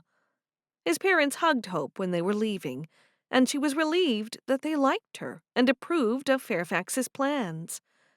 That went well, Fairfax said as he drove away from the house. It did. They're so nice. They're okay. Saturday night we're having people to the house. Mom and Levi are going away, and will you be able to come? Yeah, I don't see why not. Saturday night, you say? Yeah. I'll be there. Cherish and Favor are organizing it. Fairfax chuckled. Should I be worried? Probably. When Fairfax got to Hope's house, she gave him a quick kiss on his cheek before she got out of the buggy and headed to the house. Every time she left him, she felt like she was leaving a small part of herself behind. Soon they'd be married, and then her real life would start. Chapter 17. Finally, the day came that all the girls had been waiting on. It was early Friday morning, and their parents were leaving for their vacation. "The car's here, Mom!" Cherish screeched at the top of her lungs. She couldn't wait to be alone in the house. Joy and Isaac had left yesterday to stay the night at Ada and Samuel's house, so they'd have an early start with feeding the animals while the older couple got ready to go. When the car came to a halt, the girls stood on the porch watching them leave. Their hired car had already collected Ada and Samuel. Samuel sat in the front seat because of his bad leg. Levi put their bags in the trunk, and then there were hugs all around before Wilma and Levi got in the car. When they were halfway down the driveway, Cherish noticed Bliss and Favor were upset. "What's wrong with you two? They're coming back, you know." "Cherish, we won't see them for so long." "And how is that a bad thing?" Cherish laughed, hoping that might encourage them to see the more positive side. Then Hope walked toward the barn. "I'll see everyone later. I'm off to work," she called over her shoulder. "Wait, I'll drive you and collect you this afternoon." "Danke, Cherish, but Levi told us to use the horses sparingly." "I would, but I've got to invite everybody to our party tomorrow night." "Party? I thought it was a dinner." "Ooh, you're right. Party sounds bad. Let's just call it a barbecue. Relax, it's nothing bad. We're just having a little get-together with the young people. And isn't it about time we did something like that?" "I don't know." "It'll be a chance for you to see Fairfax again." "I don't know if it's a good idea. What adults will be here to supervise?" "You heard them. We are all adults. That's why they left us. If they thought we were children, they wouldn't have left us." "I've already invited Fairfax. I hope nothing goes wrong. Mom and Levi didn't say we could have people here." "And neither did they say that we couldn't. It'll be fun," Cherish insisted. "I'll come with you, Cherish," said Bliss, hurrying over to her. "Me too," said Favor. "I don't want to be here on my own." "Okay, you two are hitching the buggy if you want to come." Once the buggy was hitched, they all got in. Halfway down the driveway, Favor said, "It feels weird with them gone." "Yeah, good weird," Cherish said. "We're just gonna have such fun tomorrow. We'll have to buy a lot of food. I have some money I'm putting toward it, and I've got the emergency money they left us." Hope groaned. "Cherish, that was for emergencies. You can't use it just to entertain people."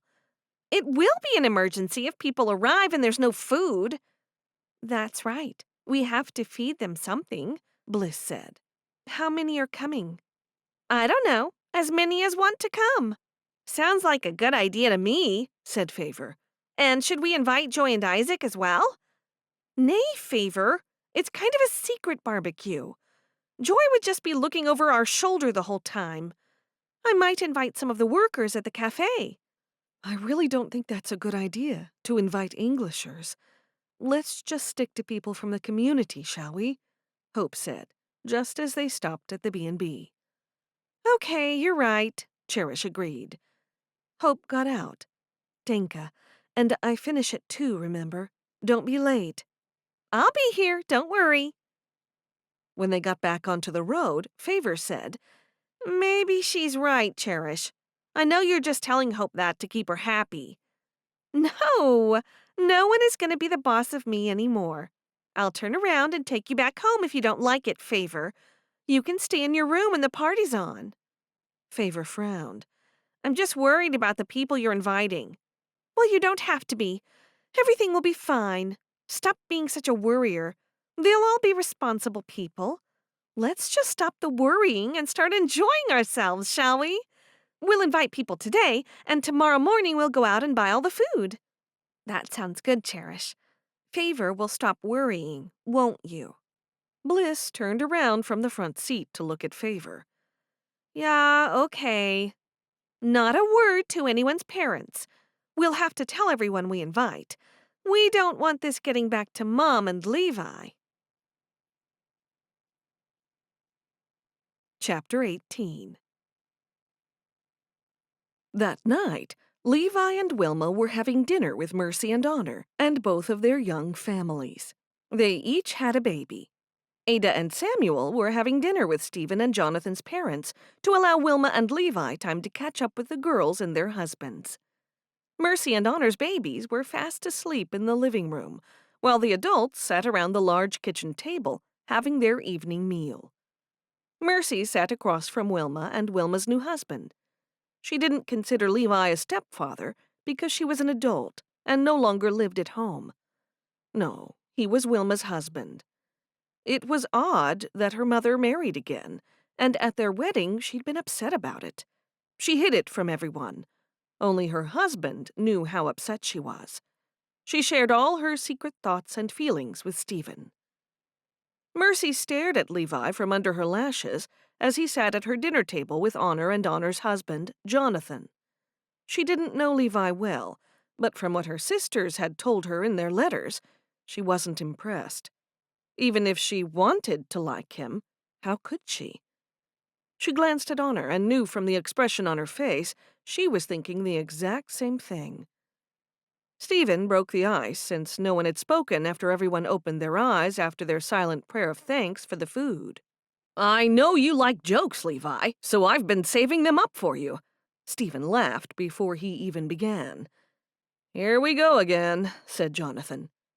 "I've been finding some jokes for you, too," Levi said, grinning. "I'll let you go first." "Okay. You'll find these jokes appealing since they're about fruit. If you have any problem with what I'm about to tell you, please let us know."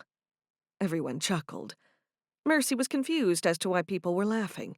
He hadn't even started yet. "Why is everyone laughing?" Jonathan said, "Let us know? Let us know?" Mercy shrugged. "Let us know. So what?" She turned to her husband. "That doesn't make sense. You said the jokes were about fruit, not vegetables."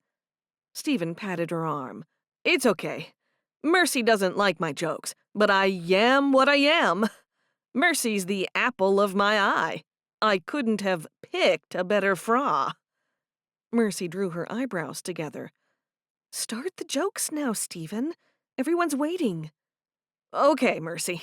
Here goes. What did the apple tree say to the farmer?" He looked around, and no one said anything. "Stop picking on me." Here's another. Why are bananas never lonely?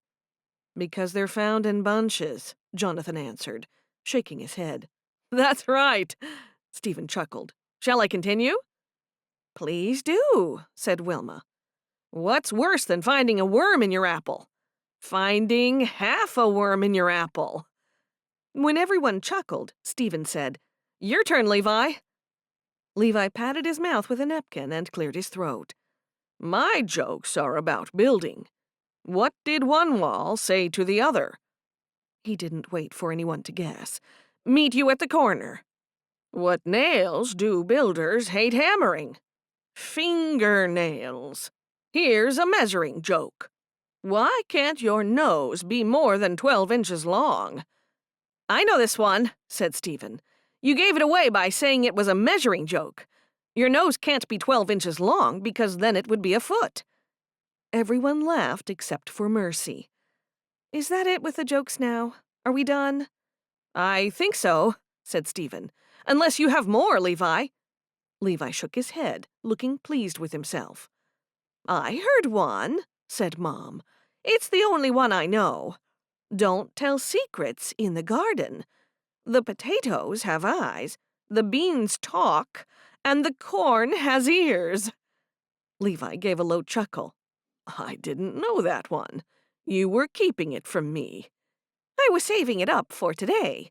I know Stephen likes a joke or two." Mercy was thankful Stephen was trying his best. He knew how she felt about Levi. Marriage was just like Mercy had thought it would be. She had a permanent best friend, and someone with whom to share all her private thoughts. He was always there, always in her corner, and he was a wonderful father. God had heard her prayers and answered them better than she could ever have hoped. Mercy looked over at Jonathan, Honor's husband. He was normally outgoing and outspoken, but not today. He'd sat in silence for most of the dinner, and that was probably the most awkward thing of all. Even though she never understood jokes and was mildly annoyed by them, they had served to break the ice. Jonathan finally spoke again. "And how long do you intend to be here?" "Here only a couple of days, but away from home, more like 2 weeks at the very most," Levi said. Mercy and Stephen's dog burst into the room and started jumping up on Levi's leg. Oh, I'm sorry. Get him, Stephen. Stephen jumped up and took hold of his collar. "I'm sorry. He's just overly friendly. That's a problem. He's nearly 7, but he acts like a pup. I'll put him out." I'm sorry about that, Mercy said to Levi, as Stephen led the dog out. "No harm done," said Wilma. "At home, Goldie and Caramel are continually running about the house, causing me stress. Well, that's in the past now, I suppose, since Goldie is not allowed in the house any longer, because he wants to eat Bliss's rabbit." Stephen sat back down. "You've allowed her to have a rabbit?" "We have." "A rabbit, of all things?" Stephen asked. Mercy leaned in and whispered, "Don't go on about it." Mom, you are getting soft, Honor chuckled. When I wanted to get a rabbit when I was 6, you said that they were pests and vermin. "They do a lot of damage if they're not contained, I can tell you that," said Levi. "I still believe that, Honor, but when Cherish bought the rabbit as a birthday gift for Bliss, that made things a lot more difficult." Jonathan threw his head back and laughed. "Cherish! I might have known she would be behind it all." Wilma nodded. "Yeah, it's true. I don't know what to do with that girl." Don't worry. I hear she'll be out of the house when she's old enough, heading to Dagmar's farm. She writes about it all the time in her letters, Honor said. "Well, we can only hope," said Wilma, which made everyone giggle. "We will miss her when she goes," said Levi, almost convincingly. "And how's the orchard coming along, Levi?" Stephen asked as he served himself some more mashed potatoes. "That's why we are here. Part of the reason. We are visiting an orchard in New Paltz. It's 2 hours' drive from here. We've hired a car. The owner of the orchard has kindly offered to teach me a few things." You had to go all the way for that? When Florence is next door and would love to help you? Honor asked. "Florence doesn't know that much," said Wilma. "She's had to ask for help herself." Honor sighed. But that's only because she's starting one fresh. She knows what to do regarding harvest and pruning and all that. She's getting expert help from the ground up. Levi put down his knife and fork and held up his hands. "This is what pruning does." Everyone looked at his red, raw hands. It's hard if you're not used to the work. I'm guessing a pair of gloves would have come in handy, Mercy said. "Well, maybe.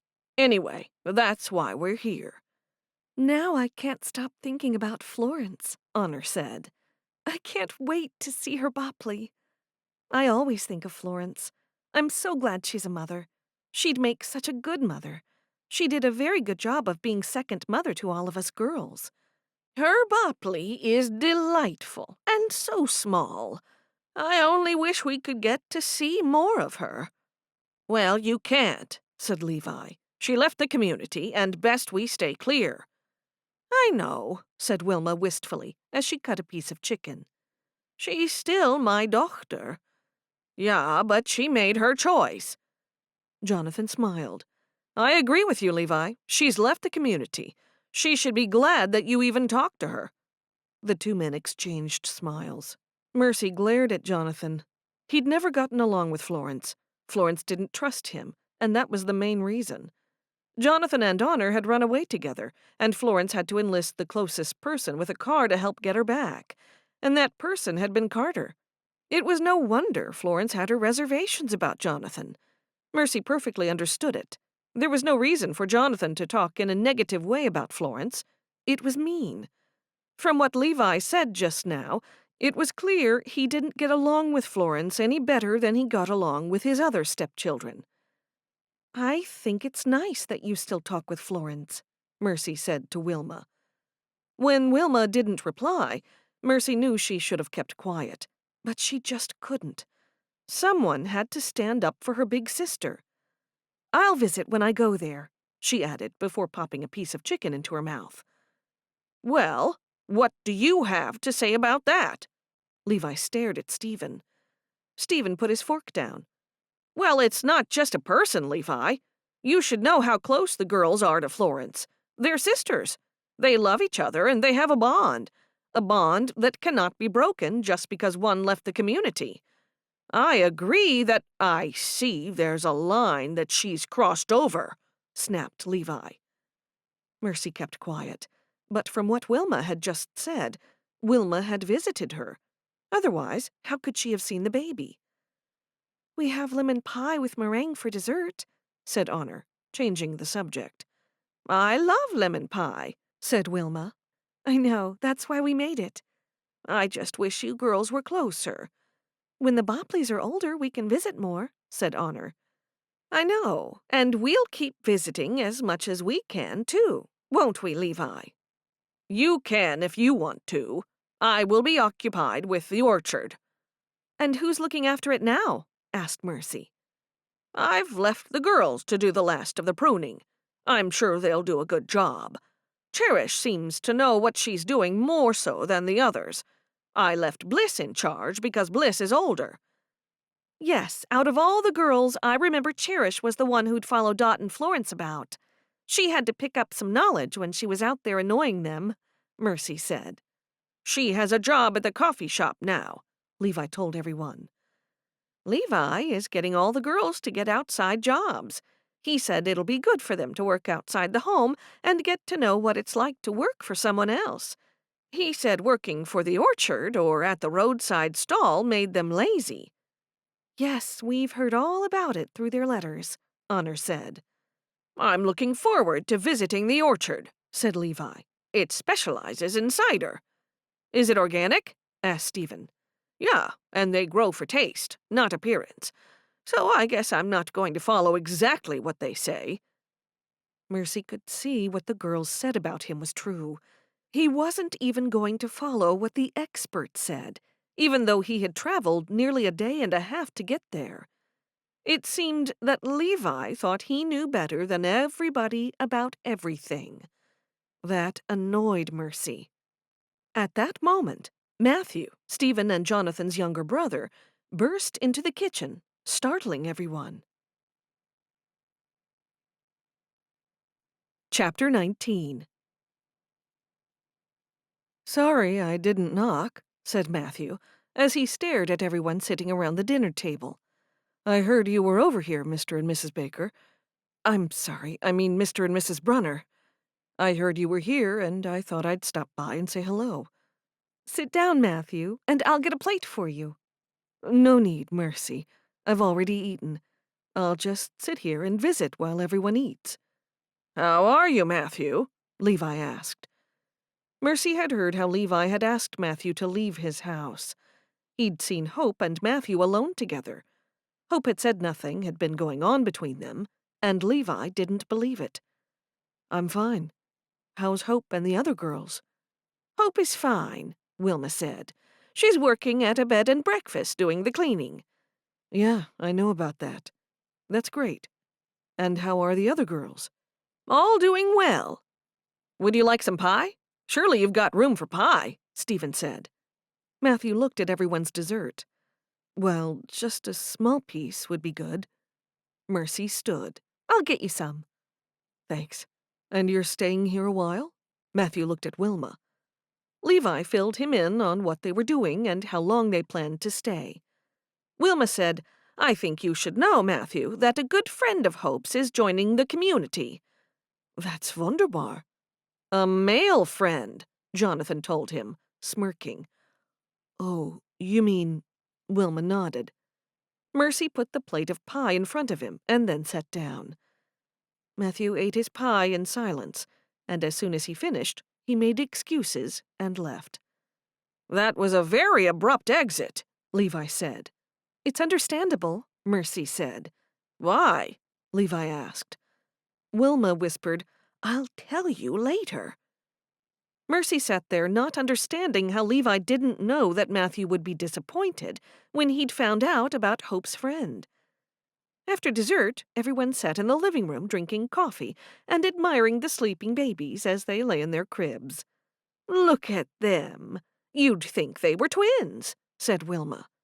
"Only David's bigger," joked Jonathan, speaking about his son. "Nay, Luke is," said Stephen. "And he was born first, so he'll always be older than David." "At least I'm older than you, and always will be." Mercy rolled her eyes. The two of them could do this all day. "What do you think about Fairfax, Mom? Is he nice?" asked Honor. "He's a lovely boy. We like him very much." Levi added, "We do. We think that Hope and he will be perfect together." "Just like me and Honor?" Jonathan said. "Time will tell." Levi sipped his coffee. That night, Wilma and Levi were staying at Mercy's house, and after they went to bed, Honor and Jonathan stayed longer to help Mercy clean up. Honor and Mercy were alone in the kitchen, and Honor was first to bring up the subject of Levi. "What do you feel now that you know Levi a little better?" "He seems okay, but I can see what the girls say about him. He's very stubborn and persistent." "That's not always a bad thing. I think he's okay." "Well, he's not if he's going to try to stop Mom from seeing Florence and the baby." "I don't care what anyone says. I'll see Florence when I go back home to Mom's." "Me too. I definitely will. I don't see the harm in it. If everyone turned their backs on her, she'd never come back to the community. It shows no love to cut people off." Mercy sighed. "There's two sides to that argument. The people who cut people off say that's their way of showing their love, and that they're helping bring people back to the fold, making them see that it's not all right by God to leave and mix in with the world and the worldly people. I don't think like that." "Yeah, you and I think the same." Chapter 20. On Saturday morning, Hope called Mercy from the phone in the barn to find out if their mother had arrived safely. Mercy told her about the dinner they had the previous night with Levi and Wilma. She also told Hope that Matthew had appeared and asked about her extensively. Hope had no doubt she would receive a long letter from Matthew, asking her if there was any hope for him. It would be a difficult letter to write back, but she couldn't allow him to hold out any hope that something might happen between them. They'd never be a couple. There was a time when she thought Matthew would be the one she'd end up with, if nobody else appeared for her. She was so glad God had chosen Fairfax for her. It was almost a miracle, since they'd been living beside one another all their lives and had never met. It was because their orchard was so large, and the roads leading to their houses were different. Each had no need to even drive past the other's house. The girls were busy all day Saturday, starting from sunup. Firstly, they cleaned the house, and then they decided that since the weather was nice, they should have the dinner outside. A long table was carried out from the barn along with a gas grill. There were no chairs or benches, but they could carry all the kitchen and dining room chairs outside. There were 16 chairs total.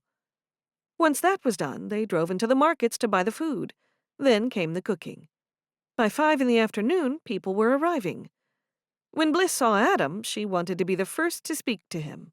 He stepped out of his buggy and secured the horse to the post. "Hello, Adam," she said in a small voice. He took a step toward her. "Hi, Bliss. Might I see your rabbit and her babies?" "Of course. They're in my room.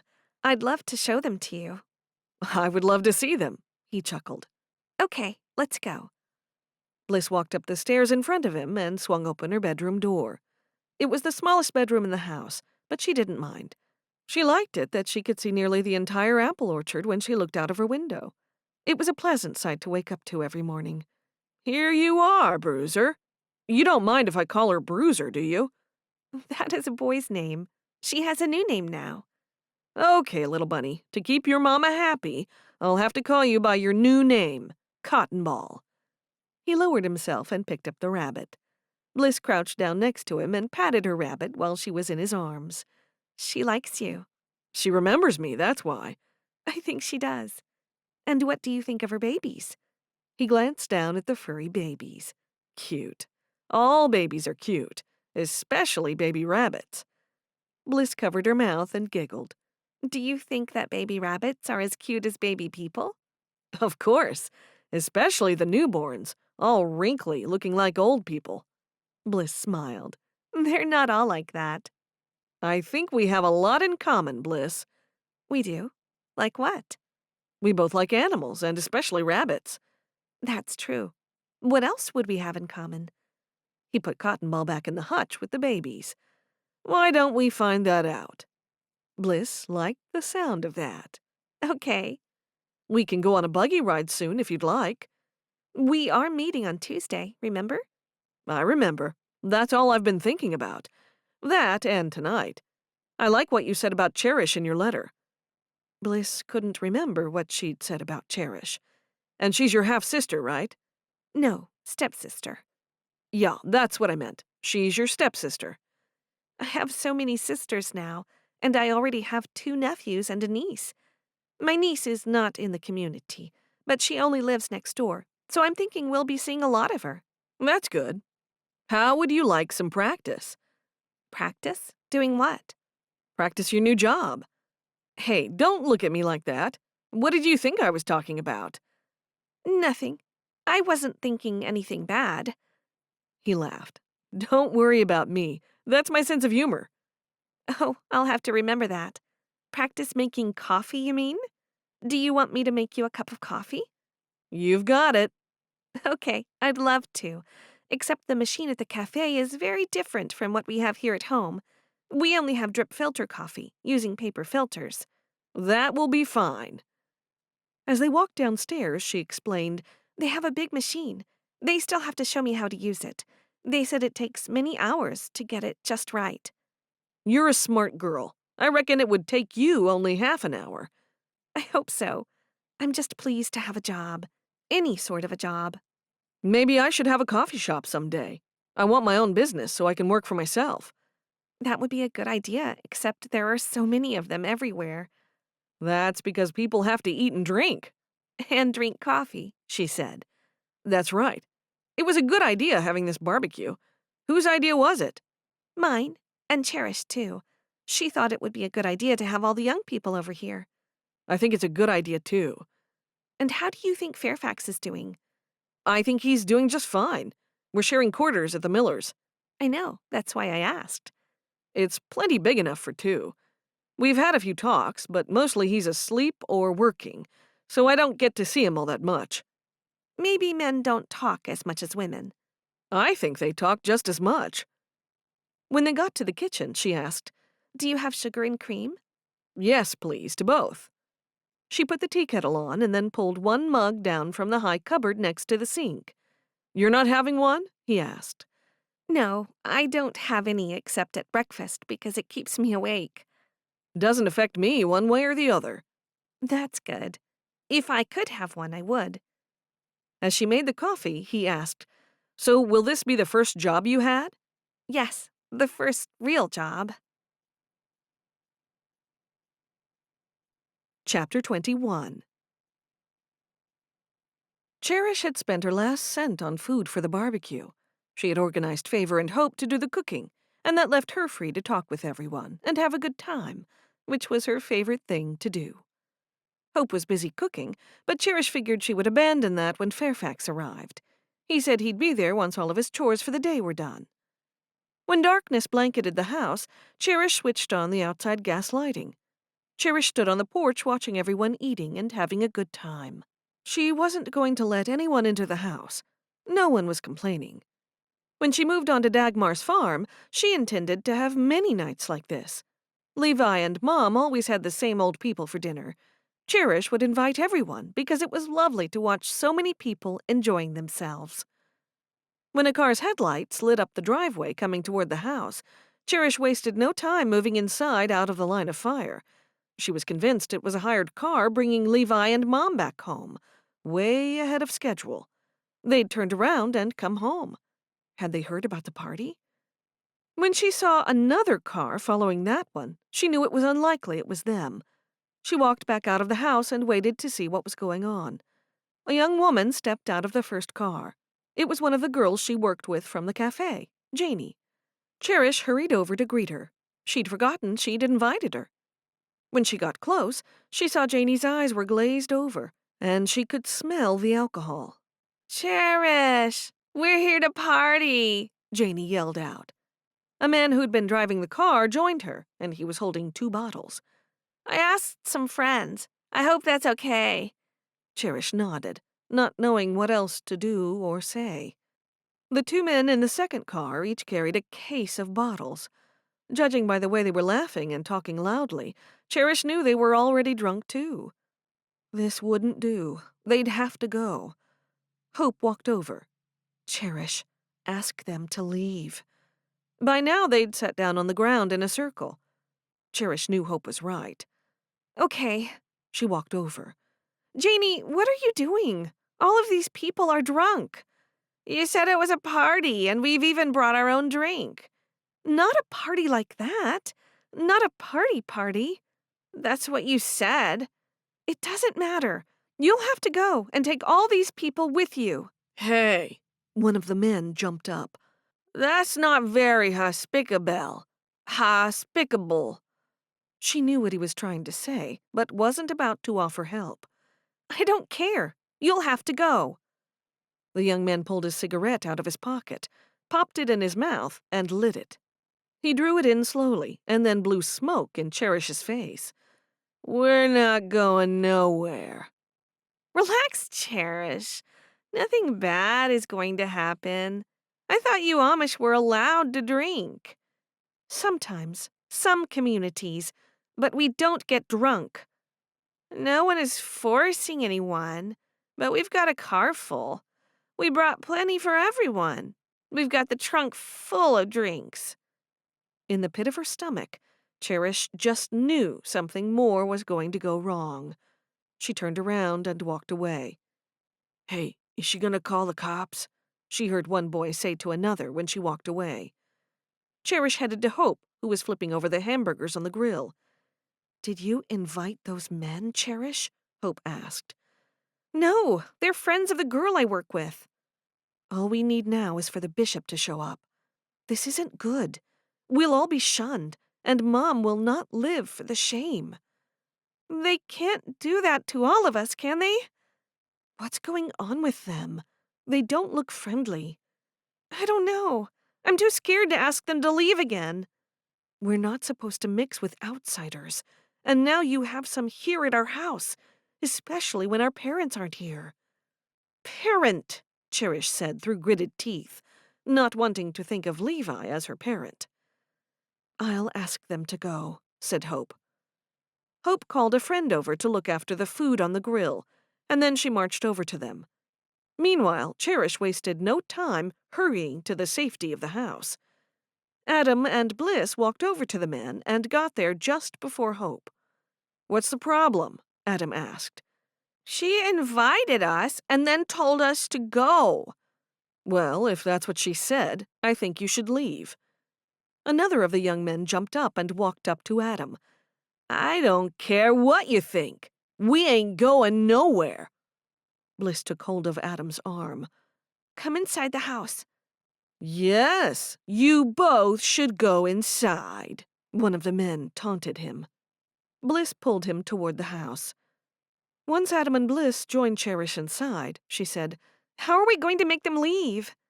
I don't know, said Bliss. They seem aggressive, like they want to fight.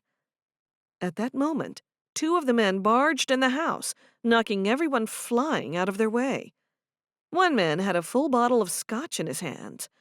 You's better not be calling the cops. Not yet, Adam said. Not if you leave peacefully. She didn't want to even go near those boys to tell them to go home, and if they refused after her friends passed the message on, what could she do? Hope walked in.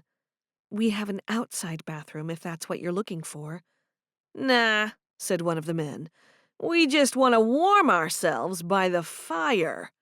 There is no fire, said Cherish. It's not even cold enough for a fire right now. It might get cold enough tonight, but it's certainly not cold enough now.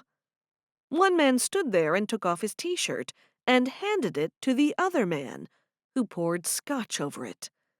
Then he splashed some more of it around the room and on the curtains. "Hey, stop it, you fool!" Cherish said. "Get out," Adam called out as he tried to grab the bottle. While he was busy wresting the bottle out of one man's hands, the other man pulled out a lighter and lit the t-shirt.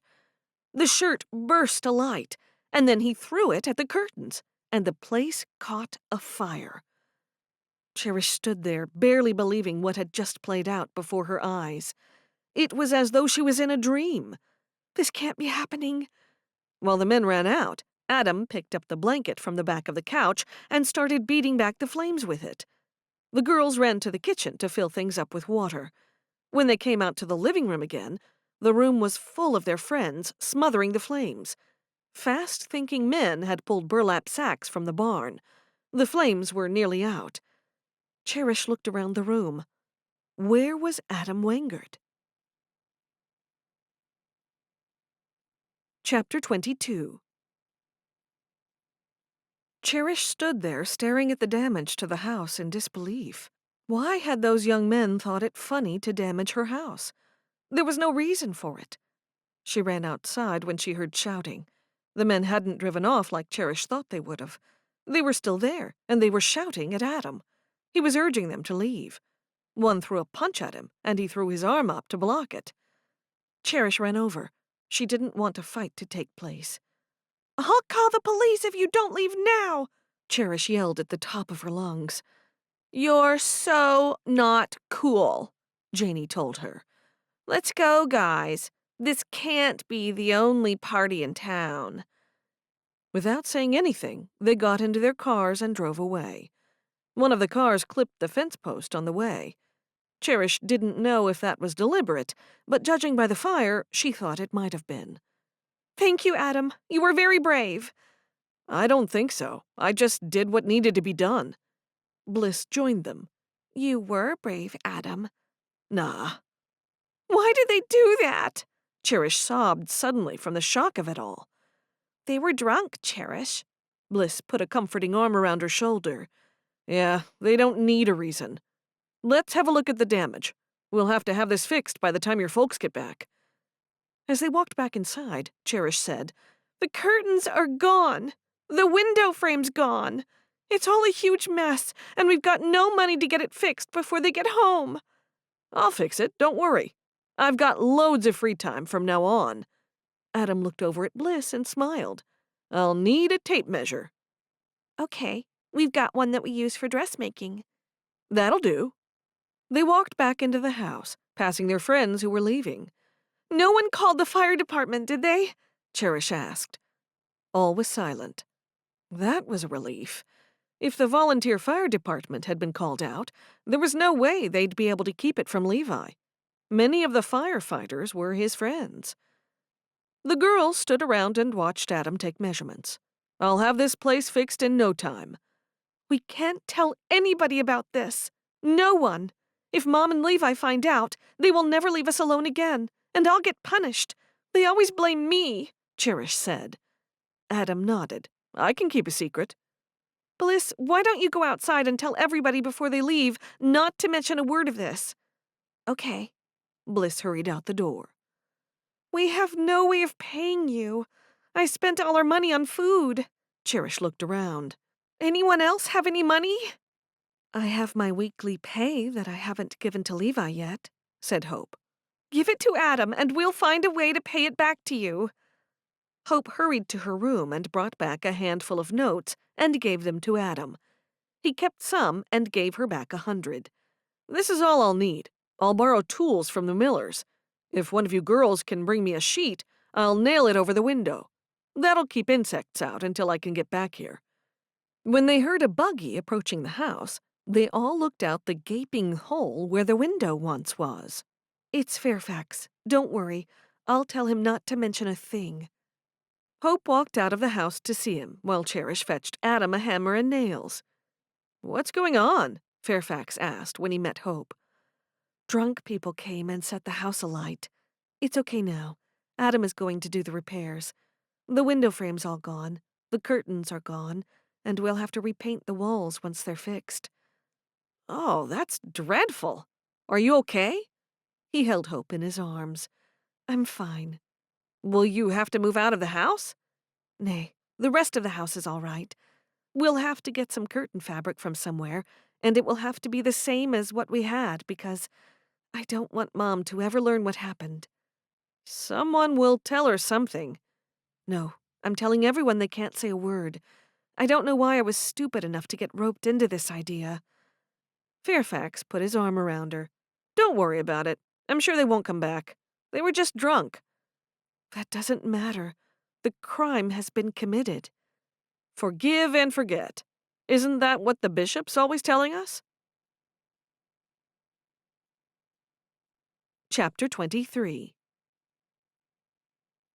Cherish walked outside to the food table to fix Adam something to eat. He offered to fix the place, and that was so nice of him. We'll owe him something, Cherish told Favor. I'm sure he's happy to do it. And by the way he and Bliss are looking at one another, I'm sure he'll be glad of any excuse to be around her. Cherish had just taken a big bite of hamburger. She mumbled around it. Bliss? What do you mean? Well, it's plain to see that they're fond of one another. I don't think so. Yeah, they're very fond of one another, more accurately. Cherish looked back at the house. It's a little weird that he'd like Bliss. Nay, it's not. They both like rabbits. Cherish swallowed her mouthful without chewing properly. Then she touched her throat and gulped as it had trouble going down. She wanted Adam to like her, and now he liked Bliss because of that letter. She never liked rabbits before I gave her one. Well, she likes 'em now. It was all in God's plan. It was my idea to give her the rabbit. Yeah, in God's plan, like I said. Okay, well, whatever. Cherish put the burger down. She'd lost her appetite. They gathered up the leftover food and brought it into the house. I should get back to the Millers, Fairfax said. I'm still not sure how to unhook a buggy. I've only driven one a few times so far. It might take a while, and I've got an early start tomorrow. The girls giggled at him, talking about unhooking a buggy. There's nothing to it. Adam kindly kept a straight face. I'll follow you, and then we can do it together, and I'll show you what to do. The Millers must have a lot of buggies since you're both using borrowed ones, Cherish said. They only have the two, but they weren't using them today, Adam said. Lucky for me. Fairfax and Hope walked out the door first, and Adam stayed behind, giving them a quiet moment to say their goodbyes. Don't worry, girls. I'll be back as soon as I get the wood from the lumber yard, and then I'll start work. I'll borrow the Miller's tools. Don't worry. We have plenty of tools, Bliss said. We've got Mr. Baker's tools and my Dot's, too. Okay, good. But I'll bring some spares, just in case. Now, don't you girls worry, and no one get stressed about this. You'll have a working window by tomorrow evening. Wait, tomorrow is Sunday, Cherish said. Adam rubbed his head. It is, you're right. I've lost track of the days. That means I'll get started first thing Monday. All the girls thanked him. When every one of their guests was gone, the four girls sat down, staring at one another. I'm sorry, all right, Cherish blurted out. It's not your fault, Bliss said. We all agreed to have the barbecue. No one could know what was going to happen. Besides, it was my stupid idea to begin with. Yes, Cherish said dejectedly. But it was my idea that it would be okay to invite Janie. At work, she always seemed mature and responsible. I never expected all of this. She waved a hand around to take in the chaos. Hope stared at the curtains. Well, those curtains are the same as the curtains in the kitchen. I'll go on Monday and see if I can get the same fabric. Yeah, but what are you going to pay with? Favor asked. I've given all our money to Adam for the lumber. We've still got $100 from my pay, remember? He said he didn't need all of it. The fabric will be much less than that. Then we'll need paint. Do we have anything we could sell? Suggested Hope. Now that Levi's gone, we could set up a roadside stall. If we spend all day tomorrow praying for a solution rather than working, God can work miracles, Bliss said. That's true, said Cherish. just to keep everyone happy. What she truly believed was that God didn't help people who sat around praying while doing nothing. Bliss sighed. I'm so silly. We all went along with it, said Favor. That makes us all at fault. You're right, Favor. It's at times like these we need each other, and it doesn't matter if one or two of us have made a mistake. We're all in this together as sisters. Whatever hardships we face, we'll face them together. Cherish put her arm around Bliss. She wasn't too bad, sometimes. Well, I'm going to bed, said Hope, as she jumped to her feet. Favor sniggered. Go to bed and think about your boyfriend. That's right. I'm not going to bed to think about this. She pointed at the sheet-covered wall that was once a window. While Hope marched up the stairs, the other three stared at one another. Maybe, Cherish thought, she was being punished for having a party without adults being there. But Adam had been there, and he was in his 20s, so there technically had been an adult there. If all went well, Mom and Levi might decide to extend their stay. That would give them time to fix this mess. Chapter 24. On Sunday, because it was the day of rest, they didn't need to cook a big breakfast like they usually had. The minimum work was always done on Sundays, and that included the cooking. Cherish decided to make everybody toast with jam, or toast with marmalade, or with peanut butter, or, totally boring, she thought, with plain old butter. With 6 slices of bread under the griller, she placed the tea kettle on the stove.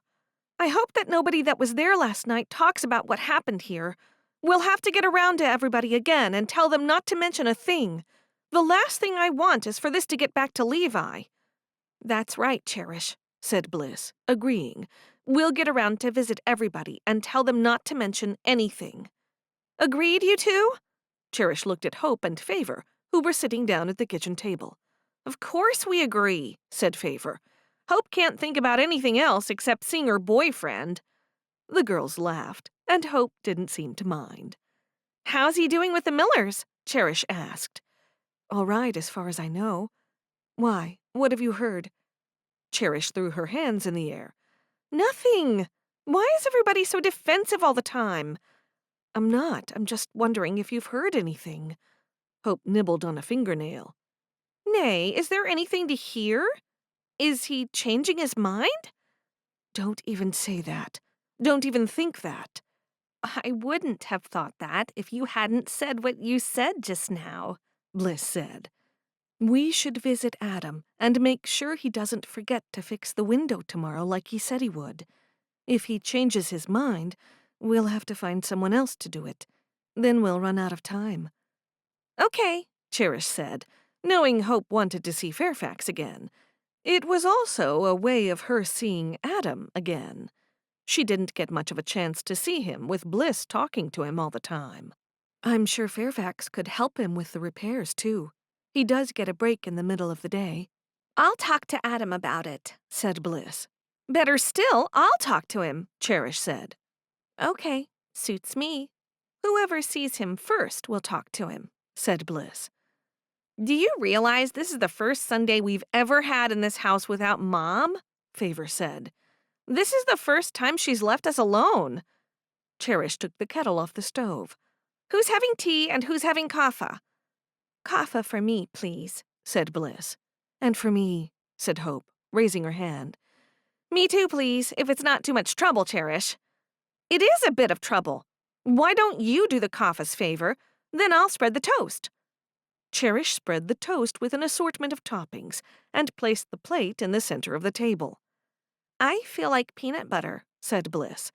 It was a bad thing that happened to the house, but it's good because I'll see more of Adam when he comes to fix the window. Oh, so you like him and you admit it? Cherish asked. I do. Bliss took a large bite of her peanut butter toast. Do you remember when I saw him at the mud sale? I pointed at him and I said, "He's mine." Bliss raised her eyebrows and finished her mouthful. You don't like him, Cherish. He said things to you and you told me you didn't like him. You were pleased when he left, but now he's back. I like him again now. Besides, he apologized and admitted he was wrong. I like the way he got rid of those men who were behaving dreadfully. Behaving dreadfully? They were awful. And Adam acted very brave and masterfully. I like men like that. I like to have someone I can look up to. Bliss's bottom lip trembled, just like one of her rabbit's noses. You've got nothing in common with him, though. And what would you have in common with a man like that? Rabbits? We both like rabbits. I was the one who got the rabbits, so I like them the most. It was all my idea at the start, and I put dibs on him. Stop it, you two. This is nonsense. It's not good to argue like this. Cherish, you're the youngest. Bliss is older, so let her have him, Hope said. That's hardly fair. Of course it is. You like a different man every week. So what's the difference? And who has Bliss ever liked? No one. He's the first man I've ever liked, and the only one, said Bliss in a quiet voice. You can have him, unless... Bliss leaned forward. Unless what? Unless he likes me better. That sounds fair enough to me, said Favor. Just don't entice him like you've enticed other men in the past, Hope told her. I won't do anything at all. I won't have to. Bliss leaned forward and patted Cherish's arm. Denka. Cherish couldn't believe that Bliss thought the whole thing was over and done with. It was unbelievable that Bliss might think that Adam liked her better. Okay, Bliss. You talk to Adam today as long as I can talk to him tomorrow when he gets here, without anyone listening. I'll meet him as soon as he gets out of the buggy. Okay? You're not coming with us today? Asked Bliss. Nay, I'm so upset I need to calm down and be by myself. I hope I haven't upset you. Hope put her arm around Bliss. You didn't. It's just the situation. Well, what do you say? Asked Cherish. Yeah, it's fine. Whatever you want. Chapter 25. When the girls left, tears started flowing down Cherish's face. It hurt her that Hope had said she should let Bliss have Adam, just because Bliss was older. Didn't Hope care about her? She felt so alone. She walked outside and called for Caramel. He came bounding toward her. She sat on the porch steps, cuddling him. That made her feel better. Then she realized what would make her feel even better was to talk to Florence. She'd give her advice about the situation. Bliss wasn't so much older than she was, and surely it was Adam's decision which one of them he liked. They couldn't decide between them who should have him. Florence would agree with her. Inside, Caramel. Caramel looked up at her. Nay, you can't come. I'm going to visit Florence, and if you come, you'll be in the way. She opened the door and took Caramel to the couch. He jumped up. Stay there and be a good boy until I get back. Once he was settled, Cherish left him, wiped her eyes, and set off through the orchard to Florence and Carter's house. When she got to their door, she realized the baby might be asleep, so she knocked quietly. Carter opened the door. Hi, Cherish. Before she could respond, he took a better look. What's wrong? Nothing. Everything. Come in. Oh, is it a bad time? Is the baby asleep? No, Florence has just fed her. They're in the living room. He opened the door wide and she walked through. Thanks. Looks like I'm not needed. I'll be upstairs. No one responded to Carter, so he slipped up the stairs while Cherish sat next to Florence. Cherish smiled at the baby and touched her arm. Hello, Bopley. What's wrong? Florence asked. I'm sorry to come here like this, but there's no one else I can talk to. No one understands me. What's happened? You see, there's this man.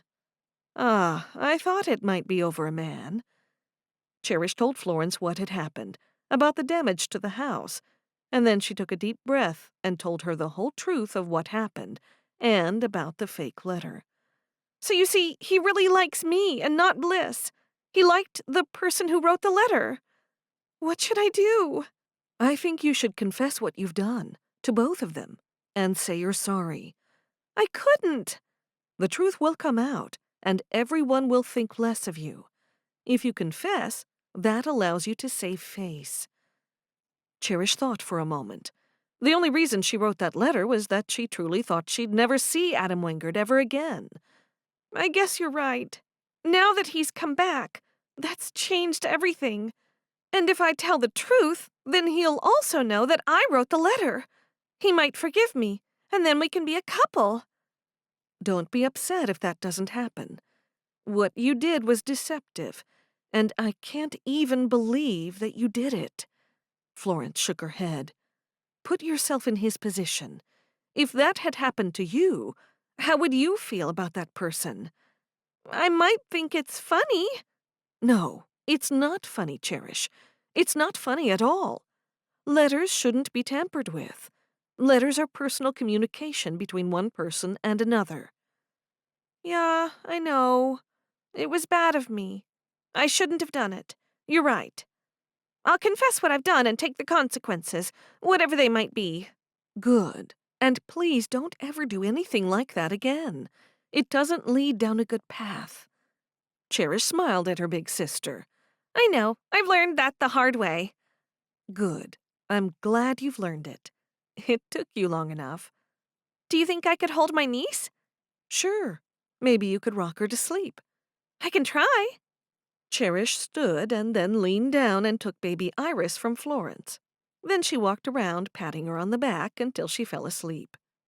10 minutes later, Cherish headed back home and spent the rest of the afternoon rehearsing what she'd say to Bliss and Adam.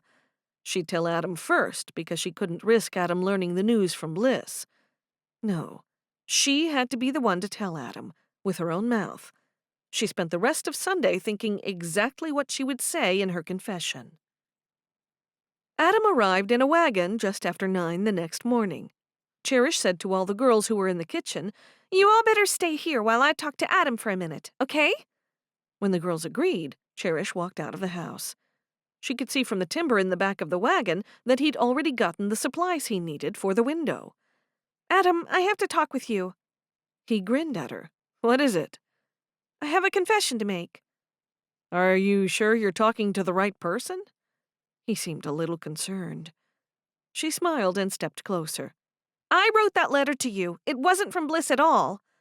His eyebrows drew together. "What letter was that?" "I don't know. How many letters did Bliss send you?" "Just the one." He was silent for a moment as he searched her face. "Wait a minute. You wrote that letter to me saying I should apologize to you, and you pretended the letter was from Bliss?" "That's right." "Did Bliss know about this?" "Nay. She wrote a different letter to you." Cherish bit her lip, hoping for a good outcome. And what happened to that one?" "I substituted it with my letter." He shook his head. "Why would you do that?" She inhaled deeply when she saw he was upset. "It seemed like a good idea at the time." With trembling fingers, she straightened her prayer cup.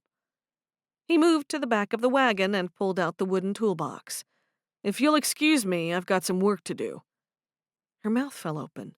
She knew for a fact he told Bliss he liked her letter, so why was he acting like that? "Wait up!" Cherish hurried after him. He stopped and turned to her. "I can't believe you'd do such a thing, and then tell me about it as though I'd be pleased." "You said how rude you were to me, and you apologized, so aren't we even?" Her eyelashes fluttered, and she gave her best smile with her head slightly to one side. That cuteness normally worked with men. "No, we're nowhere near even. Even has nothing to do with it. You deceived me, and you deceived your sister, and that's worse. How could you do that to her?" "You told her you liked her because of the letter. But don't you see? I was the one who wrote it." From the fact that she had to explain that last bit, she knew things weren't working in her favor. He shook his head at her. "You'll have to tell Bliss what you've done." Cherish's eyes grew wide. "I will. I planned to, as soon as I told you." She had to know. "You still like her?" "Of course I do. She's sweet and kind." "Yeah, but I thought you liked a different kind of girl." No. He turned and kept walking toward the house.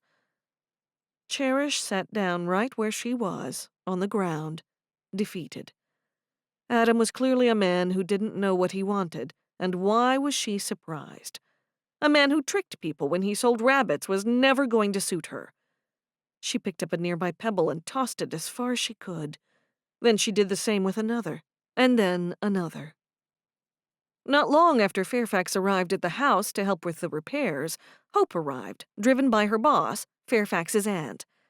Hope jumped out of the car with a quick word of thanks and hurried to the house. She'd been given the rest of the day off after she explained the situation to her boss. "I'm so pleased to see you could make it," Fairfax said to her as soon as she walked into the house. "Me too. Your Aunt Jane is a wonderful woman." He walked over to her and whispered, "Maybe we'll have time to talk after I help Adam fix this window." "I hope so. But first I need to take one of the girls into town with me to get fabric for the curtain." Fairfax whispered to her, "Take Bliss or Cherish, but not both. I don't know what's gone on, but they're not happy with each other." "Oh, I'll take Cherish then. She'll tell me what's happening." Along with a piece of what was left of one of the curtains, Hope took Cherish into town to get the new fabric. On the way, she learned what happened about the letter. Bliss had been very upset when Cherish had told her what she'd done. Cherish went on to tell Hope, "They say it's good to be honest, but no one's happy about me telling the truth." "It's not that, Cherish. You know you were wrong. It's good that you apologized to them both, but I think they need time to breathe, time to process it. What you did was unthinkable. I can hardly believe it." Oh, don't say that. It makes me feel worse. "Maybe you should feel worse so you won't do it again." I won't, trust me.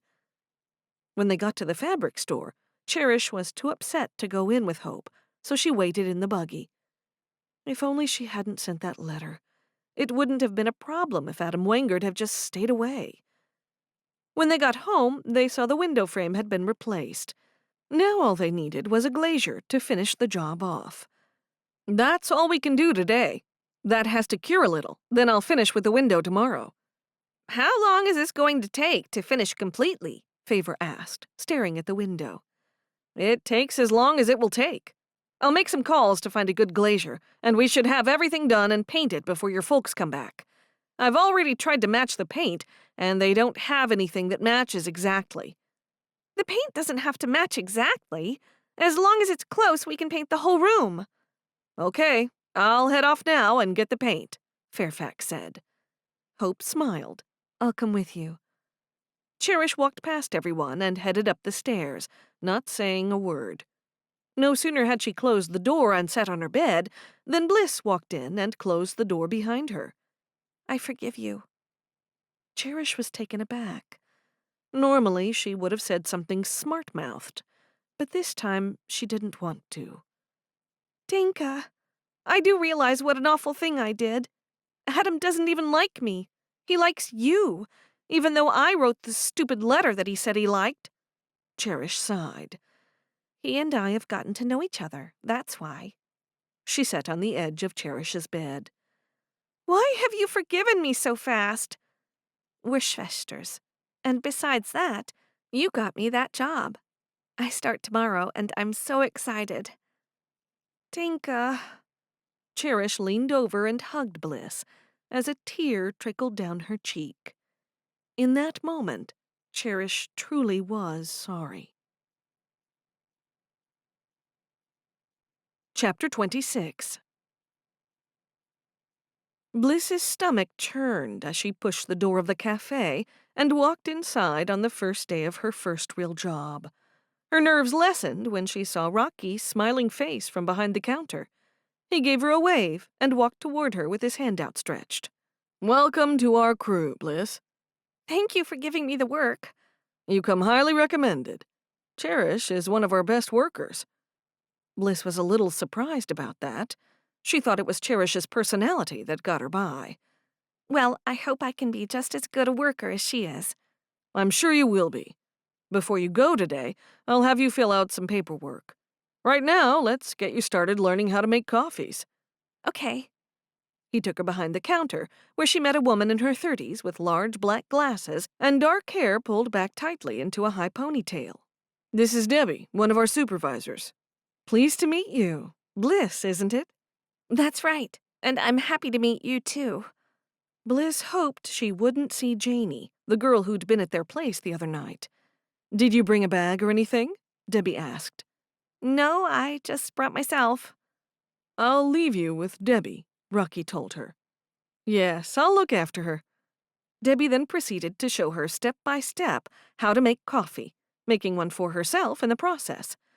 "Now you have a go and see if you remember." With a metal implement, Bliss pushed the ground coffee down into the round metal container. "And a bit more. We like to have our coffee fairly strong. That's what the customers are used to." She added some more and looked at Debbie for confirmation. "That's the way. Then what?" I put it in here and press the button. "Good. Then we froth the milk.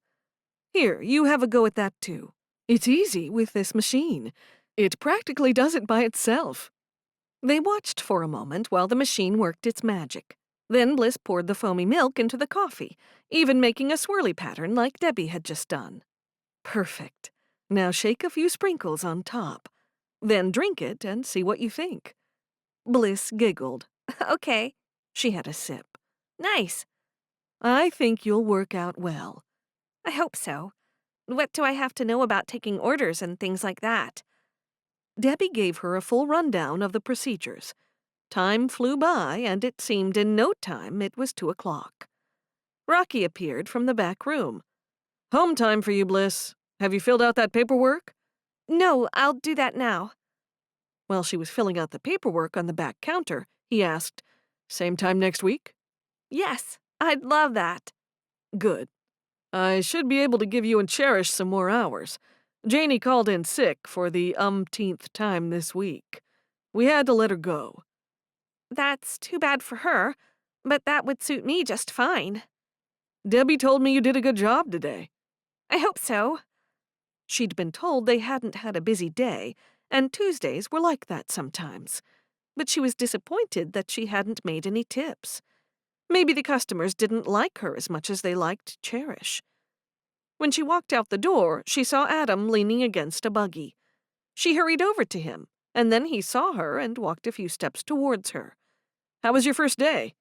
Really good. I loved it. And they're going to keep me on and give me more work, too. "That's good to hear. It makes a difference if you like your job. Do you have to go straight home?" No, I can be home anytime. What did you have in mind? "I didn't have anything in mind, really. What is there to see around here?" I'll take you to my favorite place ever. He chuckled. "And what's that?"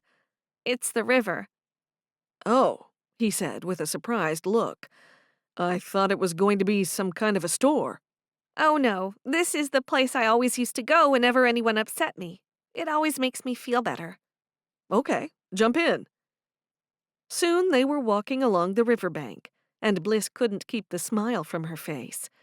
He certainly was handsome, but it still worried her that he wore his hat tipped back, and she didn't know why. Didn't he see that no one in the community here wore his hat like that? It was something that didn't matter, but could she see past it? Would he be upset if she said something? "I'm glad I came to visit your community, because if I hadn't, I never would have met you." She looked up at his smiling face. I'm glad too. "And we have got your sister to thank for us getting to know each other better." Because of Bruiser? He laughed. "Because of Cotton Ball. Yes. Do you want to breed her again?" No, I haven't even found homes for the 4 that she has. I'd like to keep them all, but "But your mother would kill you, I know." that's right. Anyway, Cotton Ball's a pet. I always wanted a pet, and I thought I wanted a dog, but not anymore. I couldn't imagine having anything other than a rabbit. "I know, I feel the same." I think they're the best pets ever. He laughed. "Me too." She reached up and straightened his hat. There, that's better. "That's how you like it?" It is. "Then that's how I'll always wear it." They stared into each other's eyes. He then leaned forward until their lips nearly touched. Bliss got scared and backed away. How's the window coming along today? She asked as she kept walking. All done. The glass has been fitted and it looks great. Favor and Cherish are painting, and Hope's nearly got the curtain finished. That's good. I'm so relieved. It's all my fault. The dinner was my idea. It's not your fault at all, Bliss. He stopped and gently touched her arm, so she stopped walking too. What would you think if I moved here for good? Bliss stopped breathing for a moment. This was perfect. She didn't want to move away anywhere, and if he was willing to move here, what could be better? You'd do that? I would for you. She couldn't stop the smile that tugged at her lips. He leaned down, and she tilted her face upward, and soon their lips touched. Then he gently put his arm around her waist and pulled her toward him. She pulled back from the kiss and leaned her head against his shoulder and put her arms around him. They held each other for ages before he whispered, "I'm going to make arrangements to move here right away." I'd like that, she whispered back. Chapter 27. 1 week later, Wilma and Levi arrived home. Wilma sat down heavily on the couch after the girls all greeted her with excited hugs. "I can't even tell you how good it is to be home. I feel like I've been traveling for months." Did you miss us, Mom? Cherish asked, sitting on the rug at Mom's feet. "Yeah, I did. I missed each and every one of you girls. But now that I'm here, I miss my 2 oldest and their babies." They can visit us, Bliss said. I can't wait to see them again. "I can't wait to see them either," said Cherish, not wanting to be outdone by her stepsister. We haven't even seen the Bopleys, not even once. "Something's different." Mom looked around. Like what? Favor sat on the floor next to Cherish, and the other girls sat on the end of the couch on the other side of Levi. Mom had a good look around, swiveling her head this way and that. "The curtains." Cherish jumped up and took hold of the curtains in her hands. We all made new curtains as a surprise. "Why did you do that? There was nothing wrong with the old ones." "They were a bit—" Cherish hesitated to lie. It had already landed her in enough trouble. "Nay, Cherish. It was me, Mom." Levi said, "What did you do, Bliss?" "It was Cotton Ball." Mom shook her head. "I told you that rabbit would ruin the house." Mom's glare transferred from Bliss to Cherish. "It's not Cherish's fault, Mom. If anyone should get into trouble, it should be me." "Well, I can't get mad at you since you confessed and you made things right." "Danke, Mom." Bliss looked over at Cherish, who gave her a smile back. Wilma wasn't done yet. "And is it my eyes, or is the color of the walls different?" "Nothing's changed," said Cherish, before she had time to think it through. "It might be because you've come in from the brightness of the sun," Favor said. "Or it might be that the curtains are a slightly different color, and that makes the walls different." "That could be it," said Mom. "We've made the evening meal. I know it's too early, but you can have it now if you're hungry," Bliss said. Mom sniffed the air. "It's a tiny bit smoky. I hope that's rabbit stew," Mom said with a laugh. "I can smell smoke. So is it smoked rabbit?" Bliss's mouth turned down at the corners, and her eyes went wide. "Mom's only joking. We'll never eat rabbit in this house again," Favor said, patting Bliss's shoulder. "Not unless it's one particular rabbit," Mom said. "It's just Mom's sense of humor. Don't worry. Cotton wool's quite safe," said Cherish. "It's cotton ball," said Bliss quietly. "Cotton ball today, but it might be cotton wool tomorrow," said Mom. All the girls giggled at Wilma. "Speaking of names, what did Florence end up calling her baby?" "She called her Iris," said Bliss, before the Baker girls could break it to their mother gently. After all, Iris was her late sister's name, and she was so emotional every time she spoke of Iris. Iris, Mom repeated, a hand going to her chest, as though it had a mind of its own. Well, that makes me— The girls held their breath. That makes me very happy. Iris should be remembered by us and by Carter. What a lovely way to do that. Florence stared out her window at the tiny trees that had been planted. Now she had something to watch grow alongside her little girl, and that felt so satisfying. Only a quarter of the space they had was planted, but it was a start. Everything was coming together. She closed her eyes and said a prayer of thanks for the wonderful life that was now hers. Only a few years before, everything seemed so futile and hopeless. All she needed now was to get some sleep. Carter was taking his turn caring for Iris upstairs, while he was looking over preliminary plans for their new house. Florence had a moment to herself to relax. All she could think about was next door. Had Wilma and Levi returned? She recalled what Cherish had told her about the damage to the house. What did Levi and Wilma think about the work on the house? Or had they even noticed that anything was different?